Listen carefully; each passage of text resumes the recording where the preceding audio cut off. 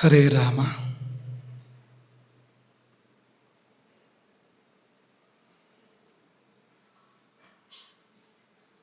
ಯತ್ರೈವ ಯತ್ರೈವ ಮನೋಮದೀಯಂ ತತ್ರೈವ ತತ್ರೈವ ಪದದ್ವಯಂ ತೇ.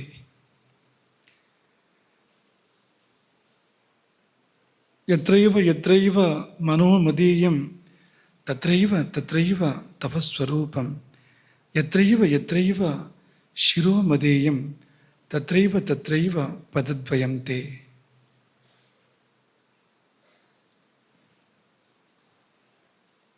ಅನ್ನಪೂರ್ಣೆ ಸದಾಪೂರ್ಣೆ ಶಂಕರಪ್ರಾಣವಲ್ಲಭೆ ಜ್ಞಾನವೈರಾಗ್ಯಸಿದ್ಧ್ಯರ್ಥಂ ಭಿಕ್ಷಾಂ ದೇಹಿ ಚ ಪಾರ್ವತಿ.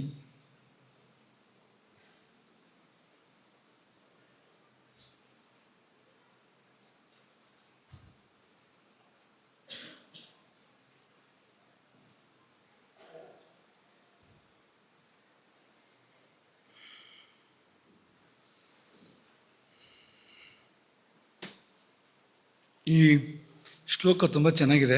ಯತ್ರೈವ ಯತ್ರೈವ ಮನೋಮದೀಯಂ. ಅಕಸ್ಮಾತ್ ಒಂದೆರಡು ಸಾಲ ಬಿಟ್ಟು ಮುಂದೆ ಹೋದರೂ ಅರ್ಥ ಏನೂ ತೊಂದರೆ ಆಗೋದಿಲ್ಲ. ಯತ್ರೈವ ಯತ್ರೈವ ಮನೋಮದೀಯಂ ತತ್ರೈವ ತತ್ರೈವ ಪದದ್ವಯಂತೆ ಅಂದರೂ ಕೂಡ ಅರ್ಥ ಕೂಡಿಯೇ ಬರುತ್ತೆ.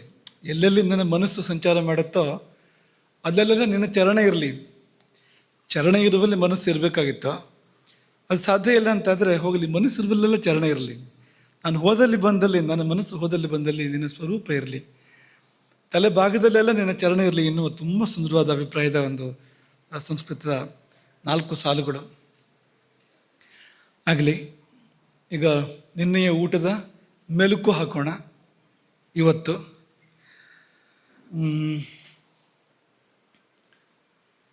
ನಿತ್ಯದ ಊಟದ ರೂಪದಲ್ಲಿ ಒಂದು ಪವಾಡ ನಡೆಯುತ್ತಿದೆ. ಏನದು? ನಮ್ಮಿಂದ ಬೇರೆಯಾದ, ದೂರವಾದ, ನಮ್ಮಿಂದ ಬೇರೆ ಇರುವ, ದೂರ ಇರುವ, ನಾವಲ್ಲದ ವಸ್ತು ಚಿಕ್ಕ ದ್ವಾರದ ಮೂಲಕ ನಮ್ಮೊಳಗೆ ಪ್ರವೇಶ ಮಾಡಿ, ಇಡೀ ಶರೀರಕ್ಕೆ ಹೋಲಿಸಿದರೆ ಈ ಮುಖ ಅಥವಾ ಬಾಯಿ ಅನ್ನೋದೊಂದು ತುಂಬ ಚಿಕ್ಕ ದ್ವಾರ. ಈ ಬಾಯಿಯ ಮೂಲಕ ಒಳಗೆ ಪ್ರವೇಶಿಸಿ ನಾವಾಗಿ ಬಿಡುತ್ತೆ. ಆ ಪವಾಡದ ಅಂಶ ಯಾವುದಂದರೆ ಅದು ನಾವಾಗುವಂಥದ್ದು, ನಮ್ಮಲ್ಲಿ ಕರಗಿ ಒಂದಾಗುವಂಥದ್ದು ಮತ್ತು ಕೊನೆಯಲ್ಲಿ ನಾವೇ ಆಗಿ ಪರಿಣಮಿಸುವಂಥದ್ದೇ ಅದ್ಭುತ, ಅದೇ ಅದ್ವೈತ. ಹೀಗಾಗಿ ತುಂಬ ಜಾಗ್ರತೆ ಬೇಕು ಊಟ ಮಾಡುವಾಗ. ಯಾಕೆಂದರೆ ಮಾಡಿದ ಊಟವೇ ನಾವಾಗ್ತೇವೆ ಅಂತಾದರೆ ಅಲ್ಲಿ ಅಪಾಯವೂ ಇದೆ. ಬೇಡದನ್ನು ಊಟ ಮಾಡಿದರೆ ನಾವು ಅಂಥವರೇ ಆಗ್ತೇವೆ, ಅಂಥದ್ದೇ ಆಗ್ತೇವೆ ಅಂತ ಅವಕಾಶವೂ ಇದೆ. ನಾವು ಏನಾಗಬೇಕು ಅಂತಿದೆಯೋ ಅಂಥದ್ದನ್ನು ಊಟ ಮಾಡ್ಬೋದು. ಉದಾಹರಣೆಗೆ ರಾಕ್ಷಸ ಆಗಬೇಕು ಅಂತ ಅಂದ್ಕೊಳ್ಳಿ, ಹಾಗೊಂದು ಆಸೆ ಇದ್ದರೆ ರಾಜಸ ತಾಮಸ ಆಹಾರಗಳನ್ನು ಸೇವನೆ ಮಾಡ್ತಾ ಮಾಡ್ತಾ ಮಾಡ್ತಾ ಹೋದರೆ ಒಂದು ದಿನ ಅದಾಗ್ತೇವೆ. ನಾವು ಇರುವ ಜೀವಕೋಶಗಳು ಅಳಿದು ಹೊಸವು ಹುಟ್ಟುವ ಸಮಯದಲ್ಲಿ, ಪೂರ್ತಿ ಹೊಸದಾಗುವ ಸಮಯದಲ್ಲಿ ಪೂರ್ತಿ ರಾಕ್ಷಸ ಆಗಿರ್ತಾನೆ ಅವನು. ಅದೇ ದೇವತೆ ಆಗಬೇಕು ಅಂತ ಅನಿಸಿದರೆ ಸಾತ್ವಿಕವಾದ ಆಹಾರವನ್ನು ಸೇವನೆ ಮಾಡಿದರೆ ಆಯಿತು. ಆರೋಗ್ಯವಾಗಿರಬೇಕು ಅಂತಂದರೆ ತಕ್ಕಂತೆ ಆಹಾರ ಸೇವನೆ ಮಾಡಿದರೆ ಆಯಿತು. ಅವಕಾಶವೂ ಹೌದು, ಅಪಾಯವೂ ಹೌದು, ಎರಡೂ ಕೂಡ ಹೌದು. ಯಾಕೆಂದರೆ ಅಪಾಯ ಯಾಕೆಂದರೆ ಏನೇನೋ ಒಳಗೆ ಪ್ರವೇಶ ಮಾಡ್ತಾ ಇದೆ. ಒಳ್ಳೆಯದೋ ಕೆಟ್ಟದ್ದೋ ಗೊತ್ತಿಲ್ಲ. ಒಳ್ಳೆಯದಾದರೆ ಸರಿ, ಕೆಟ್ಟದಾದರೆ ಹೋಗಿ ಕೆಟ್ಟದನ್ನು ಮಾಡುತ್ತೆ. ಹಾಗಾಗಿ ಅಪಾಯವೂ ಕೂಡ ಅಪಾರವಾಗಿದೆ ಇಲ್ಲಿ ಎಂಬುದು ನಿನ್ನೆ ನಾವು ನೆನಪು ಮಾಡಿಕೊಂಡಿದ್ವು. ನಿಮಗೇನಾದರೂ ನೆನಪಾದರೆ ಹೇಳಿ. ನಿನ್ನೆ ಪಾಠದಲ್ಲಿ ನಿಮಗೆ ತುಂಬ ಮನಸ್ಸಿಗೆ ಹೌದು ಅಂತ ಅನಿಸಿದ್ದು ಏನಾದ್ರು ಇದ್ರೆ ಹೇಳಿ. ಪ್ರಶ್ನೆ ಬಂದರೆ ಕೇಳಿ, ನಿಮಗೆ ಬಿಡ್ತೇವೆ. ಸುಮುಖ.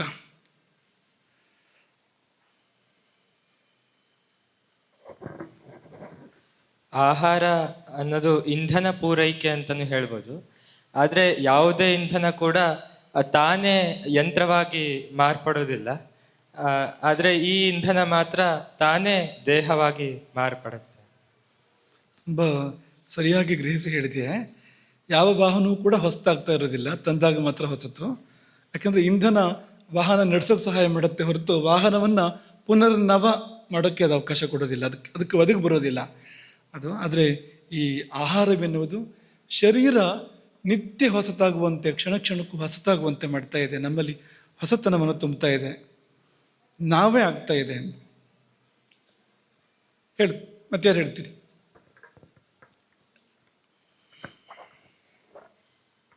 ಅನ್ನವನ್ನ ಬ್ರಹ್ಮ ಅಂತ ನಾವು ಭಾವಿಸ್ಕೊಂಡು ಊಟ ಮಾಡಿದ್ರೆ ಅದೇ ನಮಗೆ ಮುಕ್ತಿಗೆ ಕಾರಣ ಆಗುತ್ತೆ. ನಿಜವಾಗ್ಲೂ ಹೌದು, ಬ್ರಹ್ಮ ಅದು. ಅದನ್ನು ಭಾವಿಸ್ಕೊಂಡ್ರೆ ಅದು ಬ್ರಹ್ಮವಾಗೇ ಕೆಲಸ ಮಾಡುತ್ತೆ. ಅದು ಜೀವ ಅಂತ ಭಾವಿಸ್ಕೊಂಡ್ರೆ ಜೀವವಾಗಿ ಕೆಲಸ ಮಾಡುತ್ತೆ, ಬ್ರಹ್ಮ ಅಂತ ಭಾವಿಸ್ಕೊಂಡ್ರೆ ಬ್ರಹ್ಮವಾಗಿ ಕೆಲಸ ಮಾಡುತ್ತೆ. ಬರೀ ಸುಮ್ಮನೆ ಊಟ ಅಂತ ಭಾವಿಸಿದ್ರೆ ಆ ತರಹ ಕೆಲಸ ಮಾಡುತ್ತೆ. ಎಲ್ಲ ಹೌದದು, ಅದು ನಾವೇನು ಭಾವಿಸ್ತೀವೋ ಅದು ವ್ಯಕ್ತ ಆಗುತ್ತೆ ಅಲ್ಲಿ. ಜೀವ ಹೌದು, ಈಗ ಜೀವವನ್ನೇ ಸೇವಿಸಬೇಕು. ಆದರೆ ಜೀವವನ್ನೇ ಸೇವಿಸಬೇಕು ಅಂದ್ರೆ ಏನು ಆಲೋಚನೆ ಮಾಡಿ. ಈಗ ಸಸ್ಯವನ್ನು ಪ್ರಾಣಿಯನ್ನು ಮನುಷ್ಯ ಸೇವಿಸ್ತಾನೆ ಅಲ್ವಾ? ಆದರೆ ಜೀವವನ್ನು ಸೇವಿಸ್ತಾನೆ ಅಂದರೆ ಆ ಜೀವ ಹೊರಟು ಬೇರೆ ಕಡೆ ಹೋಗುತ್ತೆ. ಈಗ ಸಸ್ಯದಲ್ಲಿಯೋ ಪ್ರಾಣಿಯಲ್ಲೋ ಜೀವ ಇತ್ತಲ್ಲ, ಒಂದು ಜೀವ ನಮ್ಮೊಳಗೆ ಬಂದು ಸೇರ್ಕೊಳ್ಳೋದಿಲ್ಲ ಏನು, ಪುಣ್ಯವಶಾತ್. ಆಗ ಸೇರಿಕೊಂಡ್ರೆ ತುಂಬ ಆಪತ್ತೇ ಇದೆ. ಒಂದು ಮನೆಗೆ ಇಬ್ಬರು ಯಜಮಾನ, ಇಬ್ಬರಲ್ಲ, ಊಟ ಮಾಡಿದಷ್ಟು ಯಜಮಾನರು ಆಗ್ತಾ ಹೋಗ್ಬಿಡುತ್ತೆ. ಇದು ಹಾಗಾಗೋದಿಲ್ಲ. ಮತ್ತೇನು ಅಂದರೆ, ಈಗ ಒಂದು ಜೀವ ಪಂಚಭೂತಗಳ ಮನೆ ಕಟ್ಕೊಂಡಿದೆ, ಆ ಪಂಚಭೂತಗಳನ್ನು ನಮಗೆ ಬಿಟ್ಟುಕೊಡುತ್ತೆ. ಇನ್ನೊಂದು ಜೀವ ಇರುವ ಪಂಚಭೂತಗಳು, ಜೀವದ ಸುತ್ತ ಕಟ್ಟಿಕೊಂಡಿರ್ತಕ್ಕಂಥ ಪಂಚಭೂತಗಳ ಆವರಣ ಇದೆಯಲ್ಲ, ಅದು ಈ ಪಂಚಭೂತಗಳಲ್ಲಿ ಸೇರಿ ಒಂದಾಗತ್ತೆ. ಅದು ಬೇರೆ ಜಾಗ ಹುಡುಕತ್ತೆ, ಬೇರೆ ಮನೆ ಮಾಡ್ಕೊಳ್ಳುತ್ತೆ. ಇದು ಆಗುವಂಥದ್ದು ಅಲ್ಲಿ. ಹಾಗಾಗಿ ಜೀವಾದ್ವೈತ ಅಂದರೆ ಒಂದು ಮಟ್ಟಿಗೆ ಸತ್ಯ ಅಂತ ಹೇಳಬೇಕು ಅದನ್ನು, ಅಷ್ಟೇ ಹೊರತು ಯಥಾರ್ಥ ಸತ್ಯ ಅಂತಲ್ಲ. ಆದರೆ ಜೀವ ಬ್ರಹ್ಮಾದ್ವೈತ ಅಂದರೆ ಅದು ಸತ್ಯವೇ, ಯಾಕೆಂದರೆ ಅದು ಪರಬ್ರಹ್ಮವೇ ಆ ರೂಪದಲ್ಲಿ ಇರುವಂಥದ್ದು, ಬಂದು ಇಲ್ಲಿ ಬೆರೆತು ಒಂದಾಗ್ತಾ ಇರುವಂಥದ್ದು. ಆದರೆ ಬ್ರಹ್ಮವೇ ನಮ್ಮೊಳಗೆ ಬಂದು ಬೆರೀತಾ ಇದೆ ಈಗ. ಆದರೆ ಸಾಧನೆಯ ತುದಿಯಲ್ಲಿ ಜೀವವೇ ಹೋಗಿ ಬ್ರಹ್ಮದಲ್ಲಿ ಬೆರೆಯುತ್ತೆ, ಅದು ವ್ಯತ್ಯಾಸ. ಈಗ ಸದ್ಯ ಬ್ರಹ್ಮ ಒಂದು ಪುಟ್ಟ ರೂಪ ತಾಳಿ ನಮ್ಮೊಳಗೆ ಬಂದು ಬೆರೀತಾ ಇದೆ, ಅದು ಊಟ. ಆದರೆ ಇದೇ ಹೋಗಿ ಅಲ್ಲಿ ಬೆರೆಯುವಾಗ, ನಾವೇ ಹೋಗಿ ಬೆರೆಯುವಾಗ ಮುಕ್ತಿ ಅದು ಅಂತ. ಮತ್ತಾರು ಹೇಳು? ಅನ್ನ ಅಂದ್ರೆ ತಿನ್ನುವುದು ಹೌದು, ತಿನ್ನಲ್ಪಡುವುದು ಅಂತ ಅರ್ಥ. ಎಂತಕ್ಕೆ ಅಂದ್ರೆ, ಈಗ ನಮ್ಗೆ ಗೊತ್ತಿದ್ಕೊಂಡು ತಿಂದ್ರೆ ಜೀರ್ಣ ಆಗುತ್ತೆ, ಗೊತ್ತಿಲ್ಲದೆ ತಿಂದ್ರೆ ರೋಗ ಅಥವಾ ಸಾವು ಅಂತಾನೆ ಹೇಳ್ಬೋದು. ಅಂದ್ರೆ ಉದಾಹರಣೆ ಕೊಟ್ಟಿದ್ರಿ, ನೊಣ ವಜ್ರ ತಿಂದಂಗೆ. ಅಂದರೆ ಸರಿಯಾದದನ್ನು ಸೇವನೆ ಮಾಡಿದರೆ, ಸರಿಯಾದ ಪ್ರಮಾಣದಲ್ಲಿ, ಸರಿಯಾದ ಕಾಲದಲ್ಲಿ ನಾವು ಅದನ್ನು ಸೇವನೆ ಮಾಡ್ತಾ ಇರ್ತೀವಿ, ನಾವು ತಿಂತಾ ಇರ್ತೀವಿ. ಅದೇ ಸರಿ ಅಲ್ಲದುದನ್ನು ಸರಿ ಅಲ್ಲದ ಕಾಲದಲ್ಲಿ, ಸರಿಯಲ್ಲದ ಪ್ರಮಾಣದಲ್ಲಿ ಸೇವನೆ ಮಾಡಿದರೆ ಅದೇ ನಮ್ಮನ್ನು ತಿನ್ನುತ್ತೆ. ಅದ್ಯತೆ ಅತ್ತಿಚ ಭೂತಾನಿ. ಸರಿ ಇದೆ.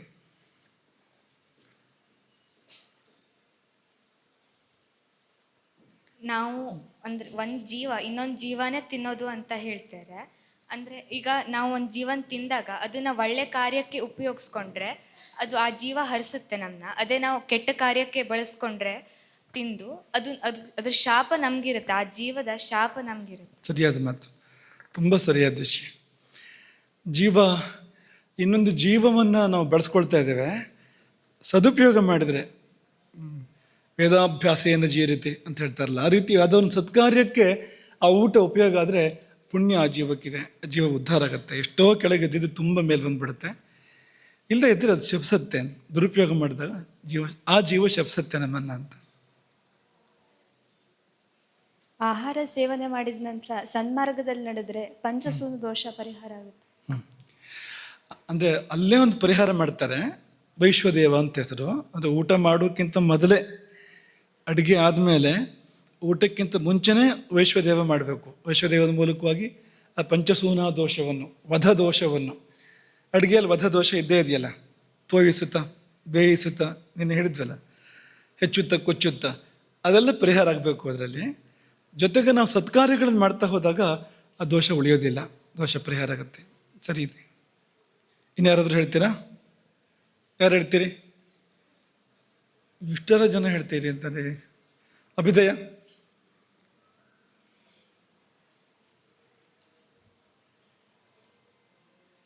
ಪ್ರಶ್ನೆ ಇದೆ. ಪ್ರಶ್ನೆ ಕೊಟ್ಟಿದ್ದೆ ಒಳ್ಳೇದಾಯ್ತು. ಆಹಾರ ಅನ್ನೋದು ನಾವು ಎಷ್ಟು ತಿಂದರೂ ಅದು ಅಂದರೆ ಅಷ್ಟು ಜೀವಗಳನ್ನ ಕೊಂದು ತಿಂದಂಗೆ ಆಗುತ್ತಲ್ವ.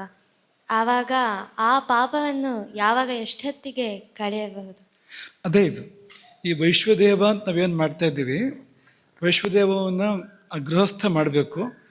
ಎಲ್ಲರೂ ಊಟ ಮಾಡ್ತಾರೆ, ಮನೆಯವರೆಲ್ಲರೂ ಗೃಹಸ್ಥ ಮಾಡಬೇಕು. ಆ ವೈಶ್ವದೇವದ ಸಂಕಲ್ಪವೇ ಏನು ಅಂದರೆ ಪಂಚಸೂನ ದೋಷ ಪರಿಹಾರಾರ್ಥಂ, ಈ ಜೀವಗಳನ್ನು ಕೊಂದ ದೋಷದ ಪರಿಹಾರಕ್ಕಾಗಿ ಅಂತಲೇ ಆ ವೈಶ್ವದೇವನ ವಿಧಿಯನ್ನು ಮಾಡುವಂಥದ್ದು. ಅದೊಂದು. ಇನ್ನೊಂದು ಈಗ ತಾನೇ ಪ್ರಸ್ತಾಪ ಆಗಿರುವಂಥದ್ದು ಅಂದರೆ ಮುಂದೆ ನಾವು ಮಾಡುವಂಥ ಪುಣ್ಯ ಕಾರ್ಯಗಳು, ಅದೇ ಆಹಾರ ಕೊಟ್ಟ ಶಕ್ತಿ ಬೆಳೆಸಿ ನಾವು ಮಾಡುವಂಥ ಪುಣ್ಯ ಕಾರ್ಯಗಳು ಆ ದೋಷವನ್ನು ಪರಿಹಾರ ಮಾಡ್ತವೆ. ಆದರೆ ಮುಖ್ಯವಾಗಿ ಉಣ್ಣುವಾಗಲೇ ಅನ್ನದಲ್ಲಿ ದೋಷ ಇರ್ತಾ ಉಣ್ಣಬಾರ್ದು, ಆ ದೋಷ ಪರಿಹಾರ ಮಾಡಿಕೊಂಡೇ ಉಣ್ಣಬೇಕು. ಹಾಗಾಗಿ ವೈಶ್ವದೇವವನ್ನು ಮಾಡಬೇಕು, ಅದೇ ಪರಿಹಾರ. ಅದಕ್ಕೆ ಮತ್ತು ಒಳ್ಳೆ ಮನಸ್ಸಿಂದ ಮಾಡಬೇಕು. ಅಂದರೆ ಈ ಅನ್ನದ ಹಿಂದೆ ಯಾವ್ಯಾವ ಜೀವಗಳಿದ್ದಾವೋ ಅವಕ್ಕೆಲ್ಲ ಒಳ್ಳೆಯದಾಗಲಿ ಅಂತ ಹರಿಸಿ ನಾವು ಒಂದು ಪ್ರಾರ್ಥಿಸಿ ಊಟ ಮಾಡಿದರೆ ಅದಕ್ಕೆಲ್ಲ ಹೋಗಿ ತಲುಪುತ್ತೆ ಆ ಜೀವಗಳಿಗೆಲ್ಲ. ಆ ದೇಹ ಇದ್ದರೆ ಏನಾಗ್ತಿತ್ತು ಅದಕ್ಕಿಂತ ಜಾಸ್ತಿ ಒಳ್ಳೆಯದಾಗತ್ತೆ ಅದಕ್ಕೆ.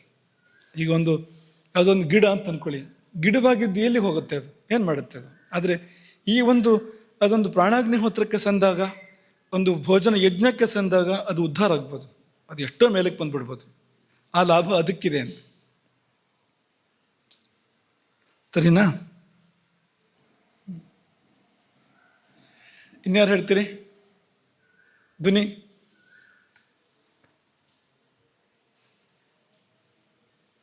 ಹೇಗೆ ನಾವು ವರ್ಧಂತಿ ಅಥವಾ ವಾರ್ಷಿಕೋತ್ಸವದಲ್ಲಿ ನಾಟಕಗಳನ್ನು ಅಭ್ಯಾಸ ಮಾಡ್ತೀವೋ ಹಾಗೆ ಈ ಊಟ ಅನ್ನೋದು ಸಹಿತ, ಅದು ನಾವು ಸರಿಯಾದ ಊಟ ಮಾಡಿದ್ರೆ ಅದು ನಮ್ಮಲ್ಲಿ ಅದ್ವೈತ ಆಗತ್ತೆ. ಹಾಗೆ ಒಂದು ದಿವಸ ನಾವು ಪರಮಾತ್ಮನಲ್ಲಿ ಅದ್ವೈತವಾಗ್ತೇವೆ. ಆ ಕೊಟ್ಟ ಕೊನೆಯ ಜೀವದೇವಾದ್ವೈತದ ಅಭ್ಯಾಸ ಇದು ಅಂತ. ಈ ಊಟ ಇಲ್ಲ, ನಾಟಕಕ್ಕೆ ಮುಂಚಿನ ಅಭ್ಯಾಸ ಇದ್ದ ಹಾಗೆ ಅಂತ. ಸರಿ ಇದೆ, ಹೇಳಿ.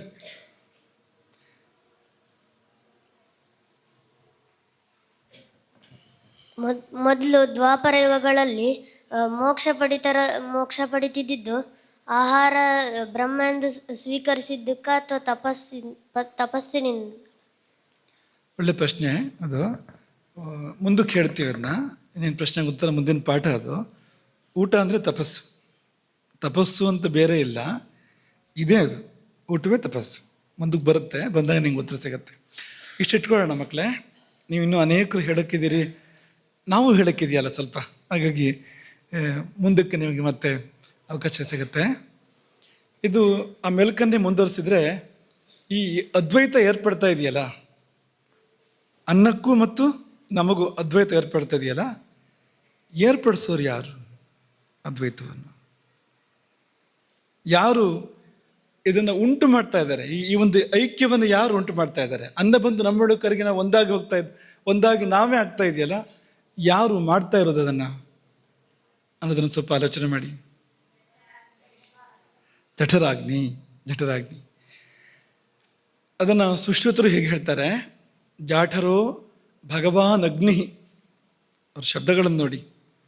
ಜಾಠರೋ ಭಗವಾನ್ ಅಗ್ನಿ. ಅಗ್ನಿಯನ್ನು ಭಗವಾನ್ ಅಂತ ಕರೆದ್ರು ಅವರು, ಅದನ್ನು ದೇವರು ಅಂತ ಕರೆದ್ರು ಸುಶ್ರುತರು. ಈಶ್ವರ ಅನ್ನಸ್ಯ ಪಾಚಕ. ಈ ಉಂಡ ಅನ್ನವನ್ನು ಜೀರ್ಣ ಮಾಡಿ ನಮ್ಮ ಮೈಯಾಗಿ ಪರಿವರ್ತನೆ ಮಾಡ್ತಾ ಇರೋದು ಯಾರಪ್ಪ ಅಂತಂದರೆ ಈ ಅಗ್ನಿ, ಜಠರಾಗ್ನಿ. ನಮ್ಮ ನಾಭಿಯ ಪರಿಸರದಲ್ಲಿರ್ತಕ್ಕಂಥ ಶಕ್ತಿ ಅದೊಂದು. ಅದು ಸಾಮಾನ್ಯವಾದ್ದಲ್ಲ, ಅದು ಭಗವಾನ್, ಅದು ಈಶ್ವರ. ಅಂದರೆ ಕಾಣ್ತಾ ಇಲ್ಲ ಅದು ಅಲ್ವಾ? ಮುಂದೆ ಅಗ್ನಿ ಬಗ್ಗೆ ಬಂದಾಗ ಅದನ್ನು ಹೆಚ್ಚು ವಿವೇಚನೆ ಮಾಡೋಣ. ಸೌಕ್ಷ್ಮ್ಯಾತ್ ವಿವೇಕ್ತುಂ ನೈವ ಶಕ್ಯತೆ. ತುಂಬ ಸೂಕ್ಷ್ಮವಾದ ಶಕ್ತಿ ಅದು, ಶಕ್ತಿ ರೂಪ. ಅದು ಕಣ್ಣಿಗೆ ಕಾಣ್ತಾ ಇಲ್ಲ. ಅಥವಾ ಬಿಡಿಸಿ ನೋಡಿದರೆ ಅಗ್ನಿ ಸಿಗೋದಿಲ್ಲ, ಶರೀರವನ್ನು ಛೇದಿಸಿ ನೋಡಿದರೆ ಅಗ್ನಿ ಸಿಗೋದಿಲ್ಲ. ಅಲ್ಲಿ ಅಗ್ನಿ ಅಂದರೆ ಬೆಂಕಿ ಸಿಗೋದಿಲ್ಲ ಅಂತ. ಆದರೆ ಅಗ್ನಿಶಕ್ತಿ ಅಲ್ಲಿ ಇದ್ಕೊಂಡು ಕೆಲಸ ಮಾಡ್ತಾ ಇದೆ. ಅದೇ ಇದು. ಈ ಅನ್ನವನ್ನು, ಊಟ ಮಾಡಿದ ಆಹಾರ ವಸ್ತುವನ್ನು ಪರಿಣಾಮಗೊಳಿಸುವಂಥದ್ದು. ಏನಾಗಿ ಅಂದರೆ ರಸರಕ್ತ ಮಾಂಸ ಅಸ್ಥಿ ಮೊದಲಾಗಿರ್ತಕ್ಕಂಥ ದೇಹ ಧಾತುಗಳಾಗಿ ಪರಿವರ್ತನೆ ಮಾಡ್ತಾ ಇರುವಂಥದ್ದು, ಪರಿಣಾಮಗೊಳಿಸ್ತಾ ಇರುವಂಥದ್ದು ಯಾರು ಅಂದರೆ ಅದೇ ಅಗ್ನಿ, ಅದೇ ಈಶ್ವರ. ಗೀತೆ ನೆನಪು ಮಾಡ್ಕೊಳ್ಳಿ.